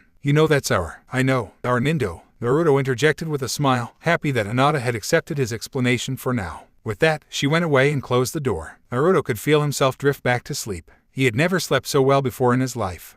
Konoha. Tsunade sat before 3 of her ninjas who were kneeling in front of her. It had been nearly 2 weeks since the battle with pain and she could feel every muscle in her body ache due to the stasis that they had been put through. Tsunade looked around the tent. Her vision was still blurry as she could feel the effects of some of the drugs that had been given to her during her coma. She cursed her dizziness at the moment. The seemingly strong drug had rightfully affected her so. She was cranky 2 days ago, more so than she is right now. The noise just outside of her tent 2 days ago woke her up in such a rude and abrupt manner that her temper flared to volumes of one who was suffering from an alcohol withdrawal. The noise outside was as subtle as a hammer for a ninja, and the battle inside was none too pleasing as well. Flashback, 2 days ago. The sound of metal clashing against metal was heard outside of the tent, with people constantly screaming outside along with techniques pouring out like rainwater. A small black mouse had crept into the white tent that Tsunade was sleeping in. It scurried around the vials and bottles of herbs and medicines until it had stopped on an IV stand. The small mouse sniffed and squeaked as it stood on the IV stand. All at once, 5 beasts made of ink had hopped into the small room as they began to pounce on the seemingly harmless IV stand that instantly popped, revealing a Root Division member who dodged the attack of the animated creatures. The voice of the man seemed monotonous as he mentioned to the figure that was sitting outside the wall, "Are you betraying the organization?" The figure didn't say anything as the ink lions began growling and circling their prey, stalking the victim before finally moving for the kill. The beast to his right soon lunged at the man who sidestepped and grabbed his blade, slashing it in the abdomen, dispelling the clone. The ink splashed to the floor as the rest of the lions did so while growling and snarling at the man. The ink beast to the left then swooped below, attempting to bite the ankle. The ANBU dodged by folding his knees below before jumping, and he thrust his katana on the ink beast's face, dispelling it as well. The said man was about to do a jutsu, but he was cut off, seeing as the beasts would not let him do anything. The wolves kept chasing the ANBU down on the tent, clashing and avoiding every snarling creature and forcing to run around, taking down medical racks and herbal bottles and medicine shattering on the ground. A few minutes into the match, the man was suddenly grabbed by the throat by the hand of one very pissed-looking Tsunade. The man was about to stab Tsunade in the gut until she drove the man's face on the glass-ridden floor of her tent. Blood splattered on the ground as the man's face was embedded with countless shards of sharp broken glass. "I was taking a nap, got 'em it. Can't you little shits be quiet just for once?" The man was then literally tossed outside, colliding with the 3 Root ANBU forces that served as a decoy. Tsunade walked outside, clenching her fists as it began to sound in cracks. The busty Hokage then charged at the 3 ANBU with a speed that surprised them. Tsunade had appeared just right in front of them, about to deliver a devastating kick that could absolutely kill them, then sent to lower Earth orbit. Tsunade shouted in all of her strength, "Get out!" The 4 ninjas were punted into the air as they felt some of their bones shatter from the goddamn strength. Ayaba and Genma were speechless. The lady then turned her head around to the 3 flabbergasted ninja on her back with a scowl on her face as she said, "What the hell is going on here?" Flashback end. Sure enough, halfway to Genma, Ayaba, and Shizun's explanations, Tsunade was now rubbing her temples on the headaches and paperwork about to be done. For once, just for once, she wanted to act sick again and leave the cade's work behind. She was going to pound Danzo for his insurgency. Nobody messes with the Hokage. "All right, where's Danzo? I'm going to give him a beating that he'll never forget before I decide what to do with him." Tsunade cracked her knuckles for a moment. The 3 Jounin looked at each other with Ayaba saying, "Danzo is an iron country, Godame-sama. Right now, we have sent an approximate 2 teams to capture and or neutralize any of Danzo's root forces. He was supposed to assassinate Rokudame-sama." "Wait, Rokudame? What?" "Why was a new Hokage instated quickly? Who's the new Hokage? Tsunade asked furiously. Now both her hands were held on their heads. That was, until Shizune replied to her. Uzumaki Naruto is the Rokudame, Tsunade-sama. He was instated in such short notice due to the Cage Summit taking place. Tsunade paled at the name and the event. She could feel her blood draining from her face as she imagined Naruto being in the event as the representative at Kano. The name Naruto and the word summit and diplomacy could in no way fit in the same sentence without some sort of catastrophic event. Tsunade sighed in exasperation as she held her hands high. Who was the idiot that nominated him in the first place? He's still far too young, inexperienced in dealing with politics, and the people are letting him run the village. It was the Lord of Fire, Tsunade-sama. He elected Naruto-sama to his current position with the support of the council. If it wasn't for Naruto-sama, Danzo would have probably been the Rokudame. Tsunade wanted sake. Now, there's more to this, isn't there? Tsunade questioned. All three Jounins in the room looked at each other and shrugged. Outside, Sai was somewhat feeling nervous. He didn't show it as he didn't know how to, but from his mannerisms, he could feel that he couldn't just report to the Godame right now. The pale boy then turned around and mumbled, "Somehow, I feel like I'll die when I enter there. I'll just report this when the Rokudame arrives." With that, Sai was off going to an apartment that Yamato had created earlier on. Iron Country, the next day. Naruto was in his full uniform, bandages removed as the regeneration of his body finished last night. He was standing in front of the doors on the cell that held the infamous leader of Root. Once inside, Naruto removed his red and black Haori and sat down on the chair right in front of Danzo. A single drop light was all there was in the room that illuminated the table in between Naruto and Danzo. "Hokage-sama, it is well that you could visit me in this time of the day." He said that statement in a mocking tone. Naruto merely glared at the man and stared Danzo straight in the eye. "I don't have any intentions of mundane talk here, Danzo. I want answers. Why did you attack the summit?" Danzo replied. A small grin escaped from his lips. "Why should I tell you? You have no business in knowing about my goals." Naruto sat there patiently and asked again, "Why did you attack the summit?" "None of your concern." Naruto had immediately put up a hand seal and soon found Danzo writhing in agony on his chair. Naruto then asked, "Why did you attack the summit?" "If I had succeeded, you would see the reason why. Sarutobi thought it was possible to coexist with the other villages through diplomacy. In case of emergencies within the elemental countries, meetings such as the Five Cages Summit is a vital part in regards to peace. I opposed that idea." Danzo then continued, "Giving a country free reins upon their agendas as well as privacy is an act of leniency. People are notorious for treachery and switching sides when it is time to bite the knife. Human minds do not work like that. People are selfish, greedy, warmongering brutes. They wage wars to gain more from their adversaries and grow strong. Resources are limited. That is why countries clamor to gain more resources to grow from the destruction of others. If you do not sway with the tides, then you shall crash and burn." "What are you getting at?" asked Naruto. "I wanted for Konoha to become an empire, a nation worthy to be feared. The 5 main hidden villages along with the rest of its allies, united under the emblem of Konohagakure no Sato." Naruto scowled at Danzo. "You intend to conquer the 5 main hidden villages and in the process, envelop the whole continent under one flag." Danzo then replied, "It is truly a shame that I had failed in doing so. We were about to infiltrate as well. It seems like there is a rat among my subordinates." "What subordinates?" Naruto asked. His scowl never left his face. Danzo was silenced for a moment there. He eyed Naruto in a scowl of his own as the Rokudame stood from his seat and turned to his right. "I had the samurai ordered to cut down any ninja that stood in their path. You gave me no choice. As long as you have your cronies with you, shit like this will happen anytime. I can't allow that." "Then why didn't you finish me off?" asked Danzo. Naruto merely replied, "I still have questions that need answered." "Do you think I'll answer after what you've done to me?" Danzo could still feel the lingering effects of the seal.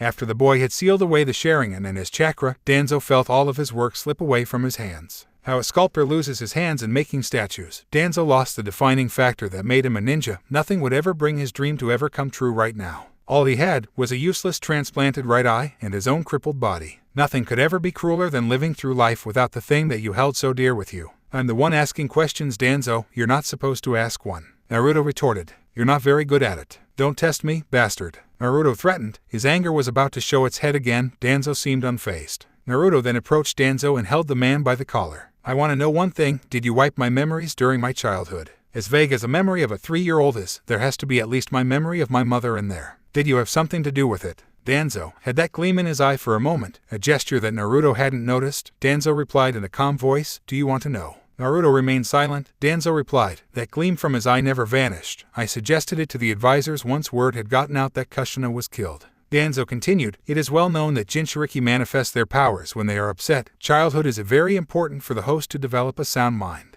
Without someone to guide you, your mental state would have collapsed as soon as you found out about your mother's demise. You'd be taciturn, your mood changes would have brought out destruction of the village, so I told the advisors of Sarutobi of a way to prevent that. So in order to do that, you wiped out my memories of my mother?" asked Naruto. Danzo merely replied, "You sound like it was I who ordered that your memory be altered. I only gave the suggestion. Let me tell you something, Rokudame. All decisions regarding about you back then should be filtered by the Hokage before being approved. Why do you think I haven't had the chance to use you as the ultimate soldier for my armies? Why do you think you were so untouchable when you were a child? The most awful thing ever being done to you was the ignorance and stares from the villagers?" Danzo asked rhetorically. Naruto merely stood silent as he stared at Danzo in contempt. He shoved the man back to his chair and walked to the side of the table. "If anything, you should blame Hiruzen. He was the one who authorized to do what happened to you." Danzo replied. Naruto shouted to the man, "Shut up." Naruto grabbed a kunai from his pouch and tossed it on the table near Danzo. He wouldn't believe what this man would say. No, there was no way the Sandaime would allow that to happen to him. He wouldn't do that to him. The man he trusted was like the grandfather he never had. He would never do this, never approve of it. "Oh, in denial are we? How much time did you spend with Sarutobi? How many times did he look so distant and so thoughtful when he stared at you? Like something he had regret as he was with you. You have been desensitized by his sugar-coated words and kindness that you have forgotten what he did to you. Oh wait, you wouldn't remember because your memories were altered." Danzo replied. Naruto seemed to freeze at that for a moment. He didn't look at the crippled Warhawk at that moment. Naruto clenched his fists. "There is no black and white, all there is the shade of gray. There is no absolute in this world except for life and death. The Sandaime, for all his intents and purposes, is much of a sinner as I am," Danzo explained, chuckling from his seat. Naruto couldn't stand the man anymore. He exited the room and closed the door behind, slamming it shut. Naruto walked outside in haste. He began climbing the stairs in his own pace, troubled from Danzo's statement. The young leader then cursed under his breath and angrily pounded on the wall with his right hand, cursing Danzo's name as he did so. Never had he thought Konoha housed skeletons in its closet better left unknown, and it seemed to involve a lot of the prominent families that reside within Konoha as well. Be it a member of the Hokage family or an infamous clan, there seemed to be countless secrets that Tsunade herself didn't even know.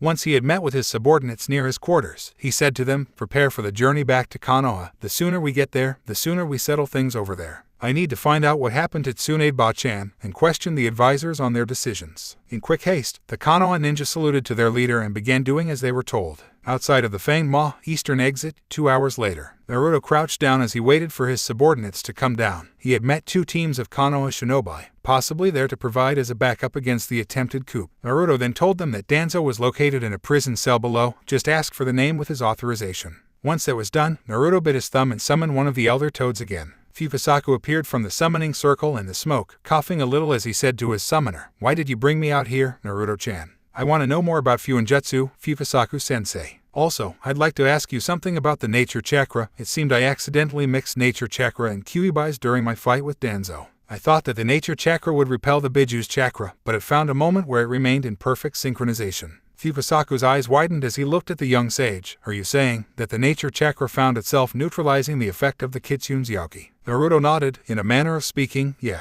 I was able to synchronize myself with the nature chakra. I developed the same heightened senses as I did with the fox's chakra. What was surprising, though, was that I felt the seal on my stomach released a total of 6 taels worth of chakra, but I didn't even form the chakra cloak, and I could do the same tricks as when I used the Biju." Naruto looked thoughtful for a moment and continued, "It had a terrible side effect, though. I suffered internal bleeding and some major blood vessels had popped. Sekura said that I suffered an aneurysm, and it was only thanks to the Kyuubi's regeneration that I survived." Fukasaku began to think as he sat on the snow-covered ground, contemplating on what might have triggered such a repulsion of chakra inside Naruto like that. If the nature chakra could sync with the Kyuubi's chakra, why hasn't it occurred during the invasion? Why would the Kyuubi reject the fusion with Fukasaku? After much deliberation, Fukasaku jumped to the shoulders of the blonde and began his explanation. "I think I may have a clue as to why the body had suffered that much damage." Naruto seemed intrigued by this. "What? Do you know the aspect between yin and yang?" Fukasaku asked his student. Naruto shook his head. "That's understandable. Yin and yang are 2 parts of a whole, the equilibrium or balance. Yin is the spiritual aspect, or in this case, mental aspect. It is the spiritual part of chakra. Dominant yin jutsu use more of the mind aspect. In this case, an example of a yin-dominant jutsu is the Nara clan's shadow techniques. Yin is stasis, and activity, cold."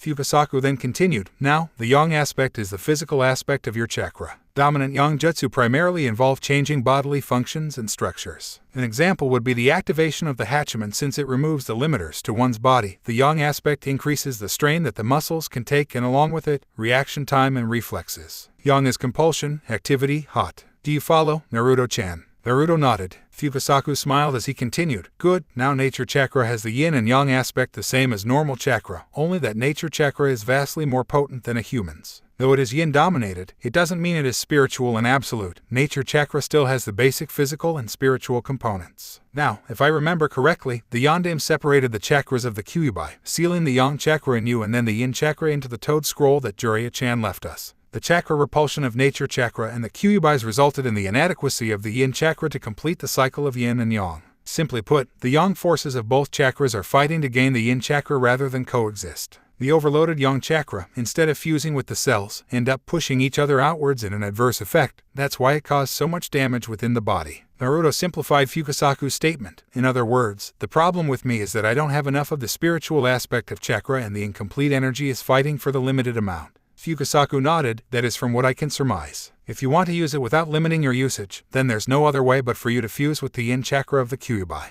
Naruto turned silent for a moment. It was happening a lot lately. He didn't know why, but it seemed after being Hokage, he had come to reflect upon decisions that he has to make before finally giving an answer. Somehow, thinking things through before deciding was making his head a lot clearer. "I'll do it," was Naruto's only reply before he continued, "but not before finishing some of my obligations in the village for a few days. I need Master Fuinjutsu anyway. It would take me months, or even a few years, but I certainly need the help to do it. I've only got the basics down, and with this war that's about to happen, the sealing arts would play a vital part in it." Fukasaku nodded. "Then, I'll have a sealing chamber prepared once you're done in Konoha. But are you prepared, Naruto-chan? This training could eventually kill you and force the Kyuubi back into the world of the living." Naruto could only reply with a nod as he said, "Taking risks is a gamble that's paid off for me for quite some time. This may be my biggest challenge yet, but any chance of getting stronger is a chance I'm willing to take. I can't let Madara do what he wants, and if this is one of the opportunities presented to me for getting stronger, then so be it." Fukasaku could only nod, as solemn as it is. There was only deafening silence outside Iron Country, with only the winter winds howling up on the skies. Different location. A short middle-aged man stood over an axe that was wedged in the bark of a tree. The man had thick eyebrows, as thick as a leech that was sucking up blood. His hair, kept back by trying it in a punch-perm bun. The man wore a traditional white shiakusho and black hakama over several layers of fishnet armor kept together by a black obi tied around his waist. The man then began to sing with his voice in a slow, rhythmic fashion, "Oh, shinobi, ever concealed," crying silent tears. The man began to shake in passion as he held his closed right fist close to his head as if to stop an overwhelming sense of accomplishment and excitement. "You cannot simply sing. Enke is an expression of one's heart and soul," the man said, trying to curb his passion for the said object. "Now, see if you can match me," said the man. Down below, a hulking giant of a dark person stood, wearing sunglasses to hide his eyes, hair kept back, two swords strapped on his back, with the hilts popping up just behind his right shoulder. A long scarf that surrounded his neck. His big muscular body was only covered with only leather armor and a rope like obi over his black pants. Shinobi, sneaking about, yeah, escaping from death. However, unlike his teacher, the man couldn't very well contain his passionate emotion in music. "YYYEHHH," the man shouted, raising his right hand in an "I love you" sign. The giant tanuki on the back of the man only stared at Killer Bee for a few seconds. An awkward silence permeated the forest for a few seconds. "This is going to be a lot of work," Sabu uttered to himself, holding the bridge of his nose and palming his forehead as he bowed his head. Sabu then lectured the new student about the art of Enke. "You do not have the passion." "The passion? Are you not taking the song lightly? Do you not think so? Do you not see?" Killer Bee scratched his head at this. "Passion." Sabu then raised his arms exuberantly. "Yes, passion. As the name suggests, expressing the world of song through passion is the very heart of Enke. Of course, melodic embellishment. You must form your notes in your chest and circulate them in your nose." The giant tanuki growled a little as it felt a new presence entering the small clearing. Sabu looked at his pet in concern and alertness. "What is it, Ponta?" Out from the shadows, it stepped closer into the light, as both men heard the steps of sandals hitting the ground. The men stood in caution as the man's robes flapped into the cold air. His black cloak embroiled in red clouds danced at the end. The man gave a sinister laugh as he held the golden hilt of his overbearing sword. The man's blue skin was a dead giveaway for both men. There stood in front of them was the sadistic smile of the ever-violent Hoshigaki Kasame. The man had never looked this amused his entire life. To be continued. Hey, I honestly don't know what to say this chapter other than revealing the drawbacks of Naruto's new power in a past that was forcefully forgotten. I told all of you that Naruto and Hinata's talk was not romantic, and here it is. Hope you weren't all disappointed seeing as I tried my best to maintain their friendship at the same time try to see both characters in a new light. Also, hooray, Tsunade's not dead. For everyone that says Danzo should die, oh he will, eventually. But before he does, he'll get a taste of what being a pawn feels like. As they say, an eye for an eye, a tooth for a tooth. All who guessed it was Kushina, you all get virtual cake. Granted, it was somewhat a hallucination on Naruto's part, but whatever. Author rants on current manga chapter, This proves removal or damages of the Akatsuki cloak means the removal of the invincible plot armor that these people had been experiencing. It is not a theory anymore, it is a law. Other than that, another badass chapter courtesy of Killer Bee and Raikage's double lariat. Sad though, that Kasama's death was lackluster. Reply no jutsu. Well, here's another section of reply no jutsu. So here I was reading all the anonymous posts about power comes at a price thing. It certainly is an interesting debate, but again, we can't compare these two until there's an actual confrontation. Actually basing this on the last data book translated.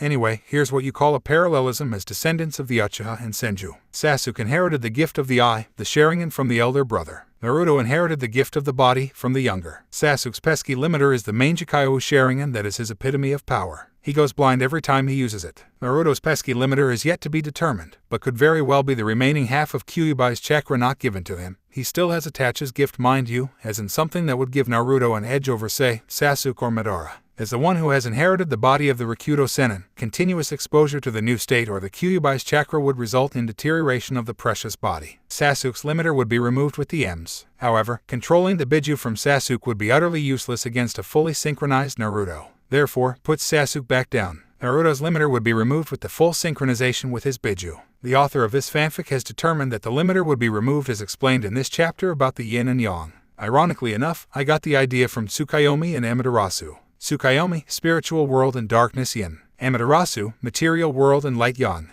Kasama chuckled darkly as he looked at Killer Bee in an amused expression. A smile escaped his lips, revealing a sharp set of teeth, Samehada on his shoulder. His sword had been rather hard-headed in chasing down the tantalizing chakra trail that the eight-tailed host had left behind. Out of all the swords of the shinobi katana Shichun and Shu, Samehada had been the most terrifying and the only sentient sword that was ever crafted from Kiri. Many had said that the very sword itself was made from the hide of the Sanbai, and it was the Yonde Mizukage, Igura himself, the one who had forged the blade and handed it over to Kasame, his most trusted adjutant. Never would anyone know more about it except for Kasame. And Kasama had never stated anything about his past, for he didn't care, nor was he willing to say anything about the matter. The only thing important to Kasama was a good fight, and a good fight was all he had wanted. It was a pain too much trouble when Samehada became rather persistent in tracking you down Eight Tails, but I can see that your delicious chakra is well worth the trouble, Kasama said in a calm fashion, showing that toothy smile. The giant raccoon named Ponta growled and leaned down, ready to pounce the Akatsuki any given chance. Kasama then set his sword down, as he lowered himself to a stance, the tip of Samehada touching the ground. It was then that the giant raccoon jumped straight to Kasame, who didn't seem to flinch even a little. Iron Country, why is she traveling with us again? Asked an annoyed Sakura to no one in particular, pointing to the two cages at her front. The Mizukage was somewhat overly forward, what with her arms wrapped around to their Hokage's left arm pressing it into her ample bosom. Naruto was feeling disheveled and turned to a bag of stutters and incoherent words from the Mizukage's affectionate gestures. Shikamaru merely gave an obvious answer. Water Country is located directly to our east, Sakura. It is no surprise why they would travel with us. She doesn't have to be so clingy though, Sakura mumbled while gritting her teeth. Kakashi, who was unabashedly reading his book in front of his subordinates and underclassmen, replied as he turned a page, "It's just the way how men in power and women work. Ever saw what happened in Konoha before Hokage-sama left?" Sakura seemed to recall screams from both men and women alike during the speech. However, something loomed in the little corner where most of the women were. She hadn't noticed it at first, but as soon as she thought about it, she saw the same virus that had affected her whenever she was near Sasuke, somehow spreading through the women as they saw the Hokage. Fangirls. Of course, she could somewhat understand the women.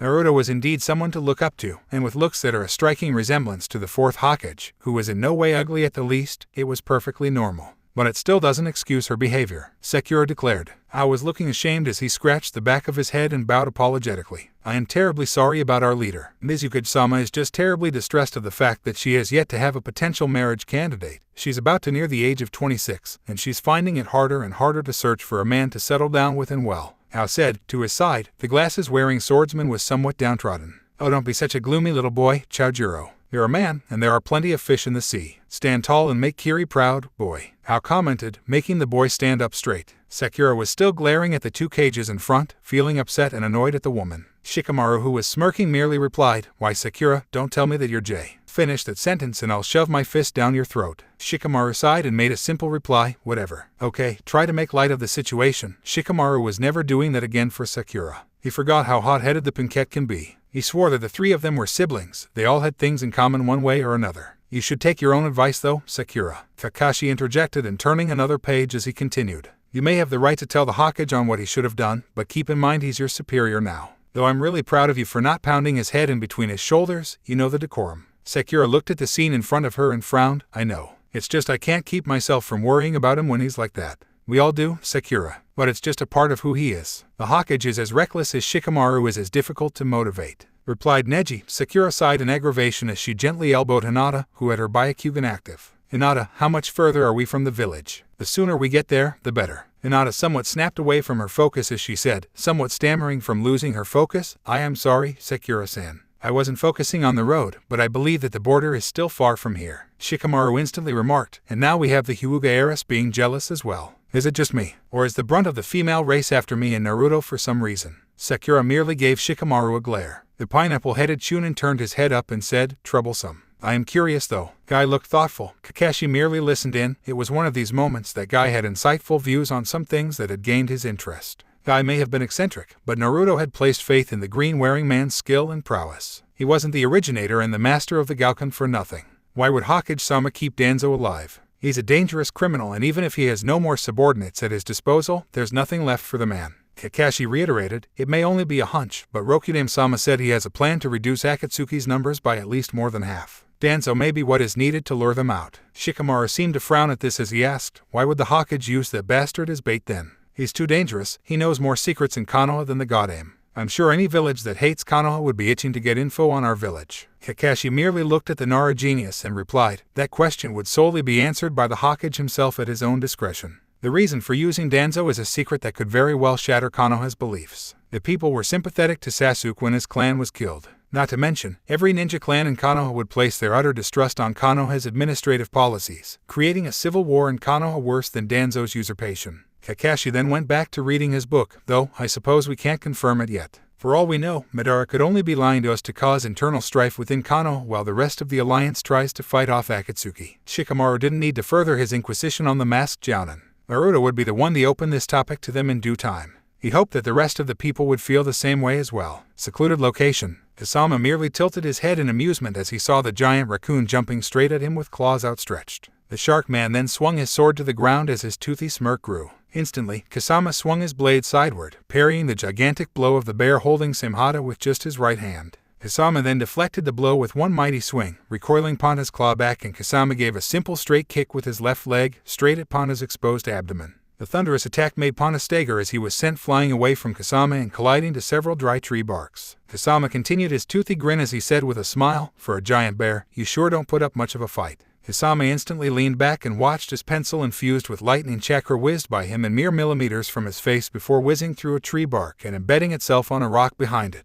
Those must be some vibrations if it can even have the piercing ability of a futon. I have to be careful of this one. Kasama looked to his side, seeing Killer Bee had been the one to have thrown that pencil. Kasama simply smirked. Sabu immediately dislodged the wedged gigantic axe from the tree bark and jumped down. Holding the weapon on his shoulders, Sabu tapped his left foot forward and said, Panta is a raccoon. The Inkanin then lunged at Kasama and shouted, taste my passion. Brandishing the giant axe, he swung it vertically overhead as Kasama held Samhata in one hand and blocked the deadly strike. To his left, he immediately saw a katana being hurled straight at him like the pencil did before as it whizzed through his compromised position. The Akatsuki member looked at his back and saw that Killer Bee was approaching at him fast. Kasama instantly knew he was cornered to a position that left him vulnerable from the Eight Tails. As Killer Bee swooped in to finish the job, sword coated with lightning chakra, Kasama slid Samhata down for a moment, exposing its head when the bandages tore off from the blade of Sabu's axe. The sword clashed with Samhata as the one that flew slid on another piece of bandage that covered the overbearing weapon. The white cloth fell down, and Killer Bee could see the monster of the hidden mist sword contorted and convulsed in front of him as the intended effect of his sword vanished. Kasama kicked Sabu back, sending the Inkanin flying and landing on Panta's stomach, as Kasama bore down on Killer Bee with his monstrous strength. Hoshigaki Kasama, do remember my name, said the fish man, with a smirk that could intimidate even the most hardened shinobi. Samhata is getting very happy from the chakra it has been eating.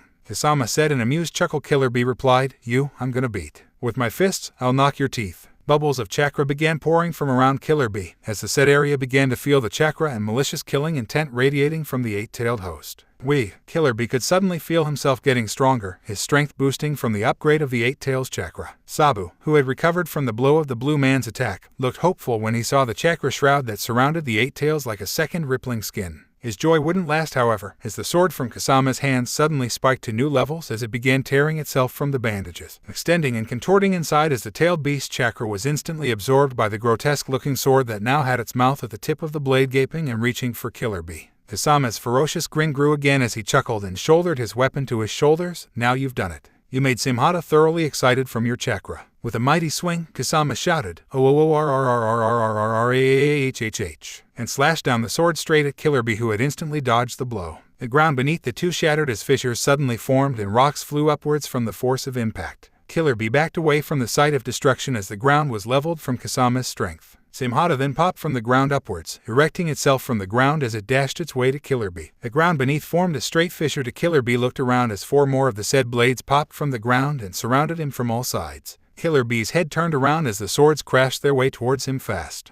The earth gave a thunderous explosion as dust and debris flew upwards from the force of the blow. Kasama popped his head from the ground and slowly rose from a fair distance, smirking as he hefted the blade to his shoulder. He had hit the Hachibai dead on from that last attack, and with the chakra cloak ineffective against him, the 8-tailed host's reliance on the Biju's chakra was practically pointless to someone like him. He was trained to wield Samehada, trained to fight and win against Jinchuriki and Biju. He knew how these people rely on chakra-based attacks, an area of effect jutsu that can cause massive devastation. Due to their overwhelming sources of chakra, Jinchuriki were considered super soldiers of any hidden village. Kasama was trained to fight that threat. Instead of withstanding the overwhelming force of their attacks, Kasama would absorb theirs and use the chakra absorbed by Samehada and attack. In essence, his former village had trained him to be the perfect counter, the anti-Jinchuriki. As he viewed the smoke settling itself, Kasama was suddenly surprised as he saw a solitary black sphere the size of a man in the middle. Kasama kept his guard up. He had not experienced this kind of form from any Jinchuriki he had faced. If the dense chakra reverberating in the atmosphere was any indication, Kasama would duly note to brace himself from what was about to happen. Moments earlier, it was looking bleak. No matter what attack that he threw against the Akatsuki member, that ugly sword kept absorbing his chakra, making his offensive strikes absolutely useless. Lariat with the chakra cloak was out of the question.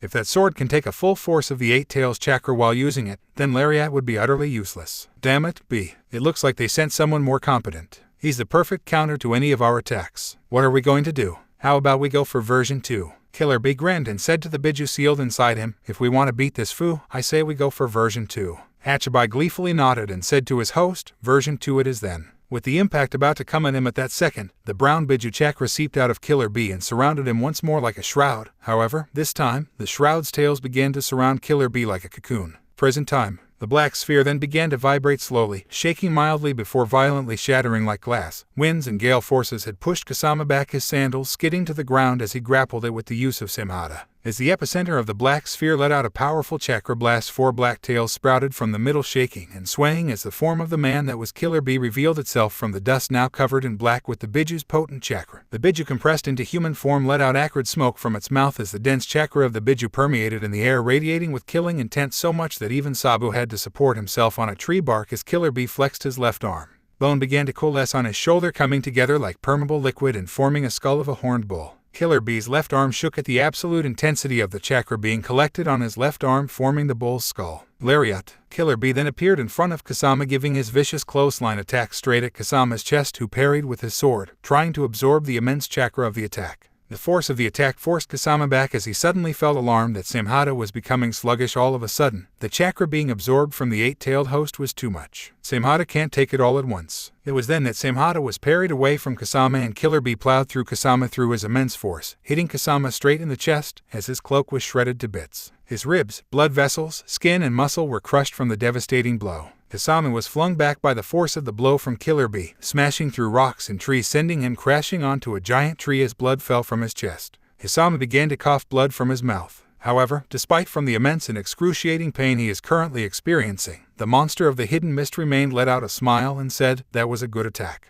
You got me." Killer Bee somewhat sighed in relief as his chakra cloak died down. He looked at Kasama, who was still smirking despite the fatal injury. Killer Bee was about to finish Kasama off as he grabbed one of his swords and dashed at the man. It was then that Killer Bee had suddenly stopped as he saw Samehada suddenly surging from the ground and back to Kasama's hands. "Ha, you didn't think it was over just like that, did you?" Kasama asked, as Samehada's handle began to extend and slither its way to Kasama's hands. The chakra absorbed earlier began its process of regenerating Kasama's injuries, closing the wound carved on his chest as bones began to reform and regenerate. Tendons and muscles began attaching and realigning itself as a perfectly new skin had reformed and covered his body once again. Smoke had danced to where the injury had been, and Kasama gave a deep breath as he gave that toothy grin of his. "I get stronger the stronger my opponent is. I never get tired and I can't be defeated. That's why they call me the beast with no tail." Sabu had immediately deduced Kasama's ability, his sword. It's his most lethal weapon. B. If you can grab that sword, you can utterly stop him. Kusama then clapped his hands together, his cheeks puffed up as his neck stretched. Sabu could actually feel the amount of chakra that Kusama was molding from the fish man's mouth. In one hurling motion, water gushed like a raging tsunami as Kusama shouted menacingly, "Suten, Debakusuashawa." The raging tsunami reached a height of 50 feet as it gushed through the forest like a broken dam, taking Killer Bee, Sabu and Ponta with the surge of waves. Amidst the raging waters that unceremoniously put a large part of the forest underwater, Kusama stood with Samehada emerging. Scales began to define more as his head and back grew a fin, and on the apex of his buttocks grew a tail. The interlaces of his fingers and feet grew webbed, as 3 sets of gills grew from each side of his neck. Kusama's appearance grew much more predatory as his smile grew. "Grab my sword, you say? I'd let you do that." Kusama menacingly floated above Sabu and Killer Bee as he continued, "If you can separate it from my body, that is." Kusama leaned forward as his unrivaled speed underwater kicked in and swam towards Killer Bee. The 8-tailed host soon changed back to his compressed beast form, made a quick dash towards Sabu and Ponta, swimming through the dome of the water while grabbing both the Incannon and his pet. "You can't escape. You're too much in a disadvantage." Kusama began picking up speed as he began swerving towards Killer Bee. "Damn it, Bee. He's faster underwater. We can't run forever, we'll die faster this way." It was then that the 8-tailed host reached for the edge of the underwater prison and swerved to his left, swimming as fast as he could. Killer Bee suddenly saw Kusama. Instead of going after him, went after Sabu and Ponta.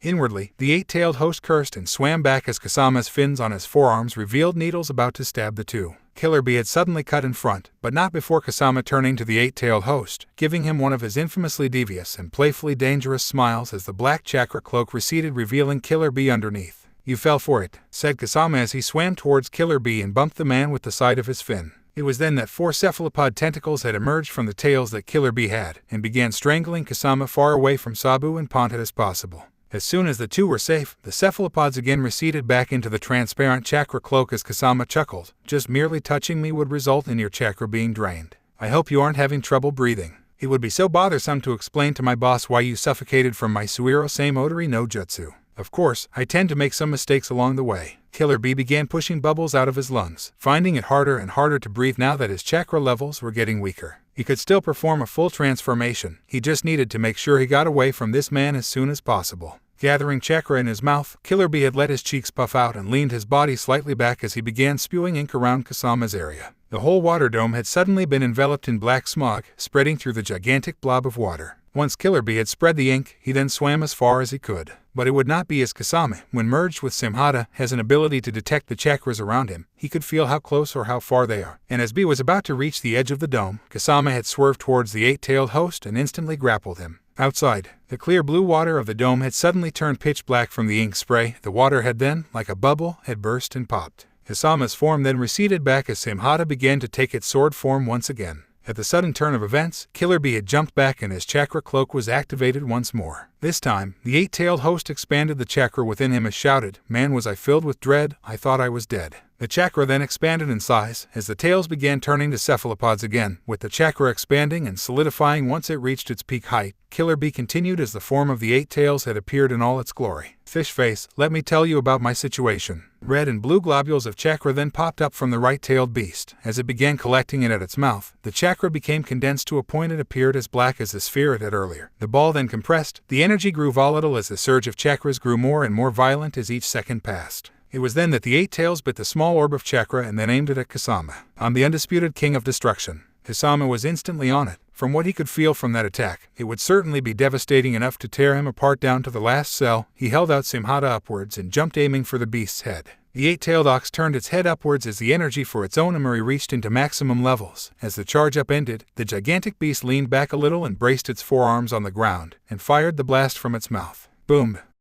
A resounding explosion was heard all around the forest as the force of the recoil sent winds surpassing 100 km per hour streaming around the 8-tailed beast, blowing anything around it. The ground beneath the beast gave in from the impact, shattering and embedding the beast below. The stream of red light streaked through the winter-laden sky upwards, forcing a portion of the thick clouds to give way as the blast opened a hole in the cloud-ridden sky. "Did we get him?" Killer Bee asked as the beast's head looked around. "Did what get who?" The voice had suddenly interrupted. Kusama had instantly appeared on top of one of the giant bull's horns, with Samehada, now larger than Kusama himself, placed firmly on the fish man's shoulders. "That was a pretty nasty attack just now. If it wasn't for the fact that I anticipated such an obvious attack, I doubt I'd be standing here down to the last cell." Kusama chuckled as he hefted Samehada above his head. You lose, Eight Tails, Kasama shouted, swinging Simhata down on the Eight Tails' head. Chakra began to be absorbed by the blade as Kasama slashed down. The eight-tailed ox howled, and as its chakra was siphoned away, crashing down on the ground, the crater below caved in lower as the eight-tailed beast receded back to its host. Kasama smiled as he raised his sword again and said as he was about to swipe down the blade, "It would be such a pain if you could move. It's better to cut off your leg and so that you can't escape."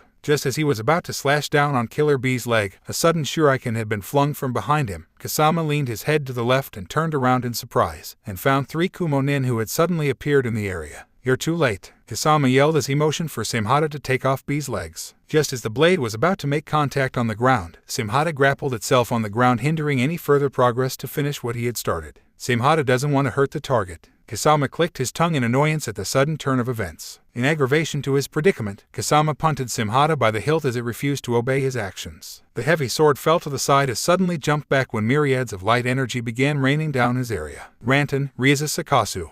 Darui shouted, the projectiles of light streams blasting around Kasama and trailing him like bloodthirsty hounds. Kasama ducked in perfect timing as a ray of light went past him and exploded, forcing Kasama to step away from the area that Killer Bee had laid. Kasama saw Simhata had found its way to the side of the eight-tailed host as its handle wriggled and slithered its way to Killer Bee and began replenishing him with the chakra he had absorbed earlier. He somewhat feared that this would happen with his sword. The former Mizukage had warned him of Simhata's overindulgence. It could betray him at any given moment if he kept absorbing chakra from a single source. It so happened that the Eight Tails had a lot of chakra and used a lot of it in his attacks. He paid no heed, however, as from past experiences with the blade had concluded it to him that Simhata's hunger for chakra seemed insatiable. Now, it seemed that even Simhata had a limit to how much it can absorb. The eight-tailed host stood up slowly as he felt his chakras replenished. "Now that your ugly sword is through, get ready for round 2. Killer Bee stood erect now as the chakra that he had lost earlier had returned back to him. He stretched his arms and flexed it as he smirked. His brother then shouted, "Bee, I go high, you go low. Gothka bro," was his immediate reply. Kasama clasped his hands together to form a water jutsu, sequencing fast as the 2 approaching ninja had surrounded themselves in their respective auras. "Suten, Gakuden no Jutsu."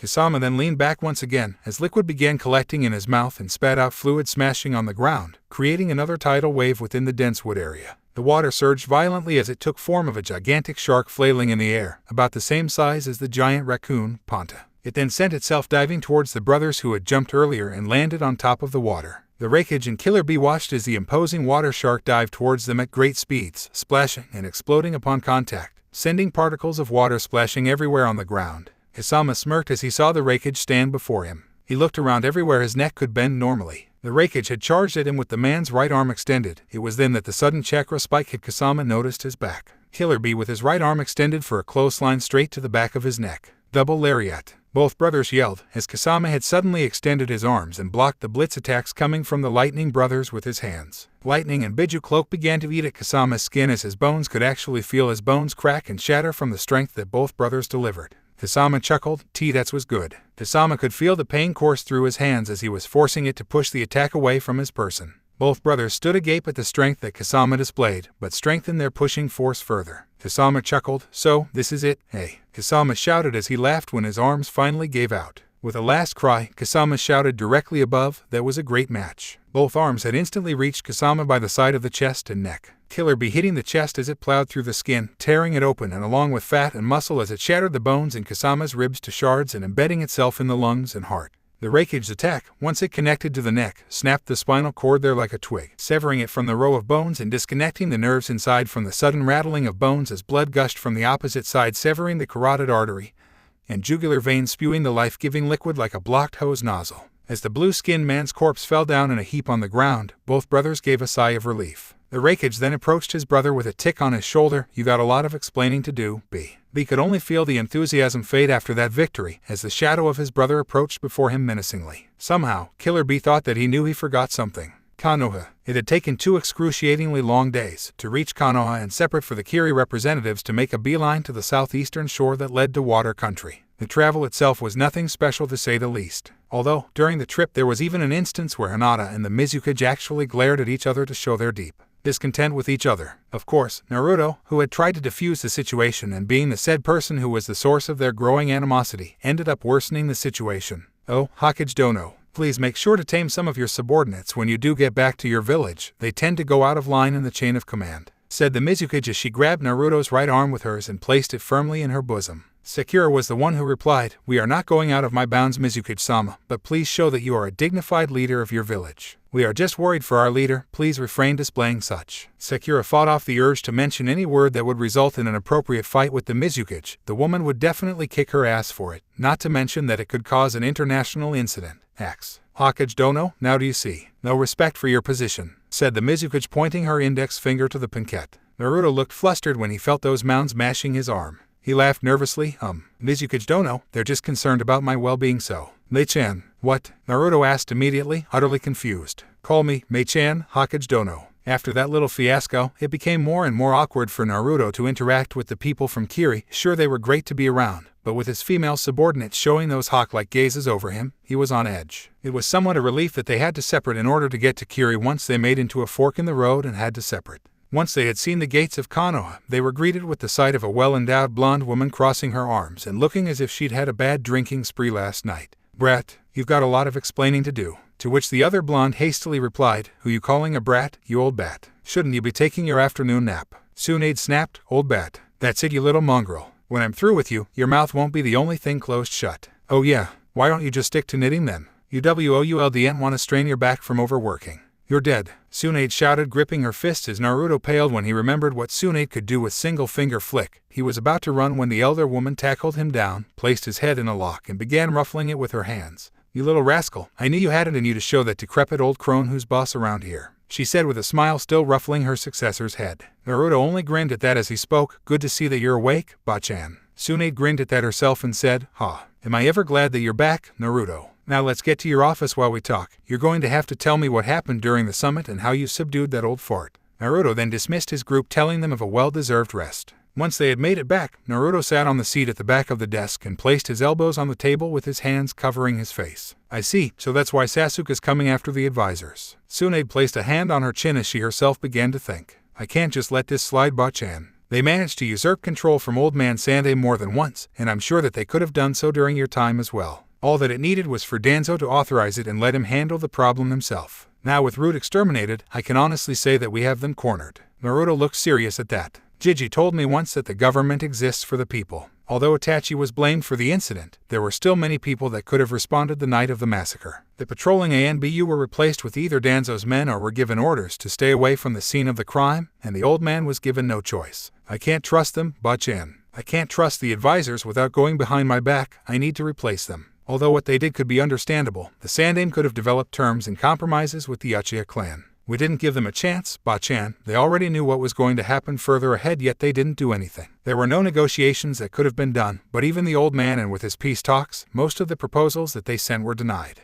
Even if the Hokage was the one who authorized those proposals, they would utterly be rejected or be destroyed by one of the three. Simply put, they wanted to keep the Uchiha in line. So you're doing this, Tsunade mentioned, and Naruto had cut her off. I'm doing this in order to prevent another massacre. Who's to say that they would stop with the Uchiha? There are still prominent clans here that are infamous throughout the village, mostly the Hyuga. They have the power and influence, they also have money, and although the clan has been given reins and administrations on its own, they could fear for the day that at least one of these clans would eventually turn out the same as the Uchiha. I knew that Independent Clan Act bullshit was asking for trouble, Tsunade mentioned. That law was created during the rule of the Nidaime. It came along with the establishment of the police force. It was meant to give every prominent ninja clan in Konoha privacy in matters involving their clan. In the process, it gave each clan to talk about their problems amongst themselves, and with great independence, settle problems quickly without the needed approval of the Hokage. And if Tsunade could recall, the establishment of the law, along with the police force, happened on the very last few days that the Nidaime had implemented. It meant that the succession of the advisors took place those few days. It only leads to one thing that Tsunade had her inkling suspicion on. Those two never did trust the other ninja clans like Danzo did. The Independent Clan Act was just there to isolate the remaining clans from the politics of the village itself. As long as these clans don't try to meddle with the politics enlisted in the village, they were safe. The Uchiha, who have almost 1/3 of the forces during that time, tried that, and the establishment of the police force was given to them. It kept them busy thinking it could place them into a power that's comparable to the Senju. Tsunade then continued, if I know Sarutobi-sensei, he'd have kept notes of his most memorable decision-making policies when he became Hokage, along with a lot of prominent events. We need gather them and study it here. If those notes are still present, we can have enough incriminating evidence to convict Tamura and Koharu. With that, Tsunade had stood up and opened the door, about to leave the office, but before she did, she smirked and said to the blonde, good luck with the paperwork, brat.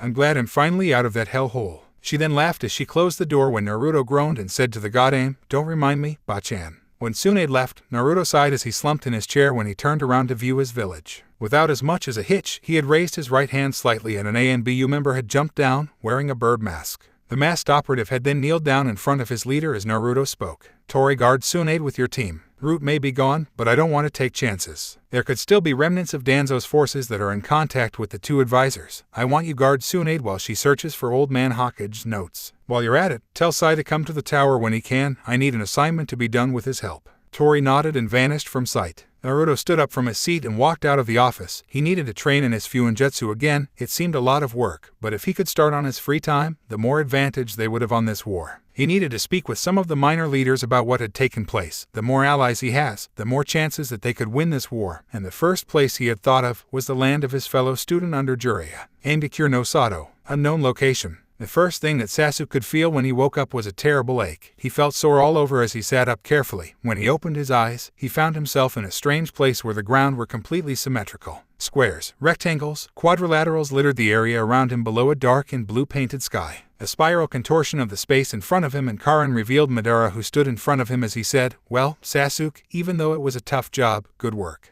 We've rattled them up pretty well. And good job in obtaining Susanoo." Sasuke squinted his eyes for a moment. The blurring vision of his eyes was occurring. His eyesight was getting worse. When he had faced off against the 5 Kages, he never delivered a clean blow to any of them. They were in a different league on their own, but when the 5 of them are in the same field, it was like climbing a mountain you can't overcome. The fact that the realization had dawned on him that he had faced the 5 Kages made him almost too weak at the knees at his own foolishness. What had drove him like that? What kind of madness did he place himself into? He had damaged his eyes severely for nothing. How was he supposed to extract his revenge on the elders now? How will he be able to deal the justice that he had craved for his family? For Itachi, would it just end this way? He going blind before he could kill them? No, he won't let it happen. He won't allow it. He won't let it end this way. The truth that Itachi had seen, if it meant serving out that hammer of justice, then he would do it. He would force himself to see Itachi's viewpoint. Through Itachi's eyes. Madara, give me Itachi's eyes. I want to place his eyes in mine. Madara merely gave a smile underneath his spiraling orange mask. Sasuke was getting closer and closer to his ideal pawn. Although it would set back his plans for a good 6 months with Sasuke getting used to the new vision and the retraining of his Manjikyo techniques, all of it would be worth it in the end. His plans would surely succeed. 6 months was plenty of time. It would do no good to rush things. To be continued.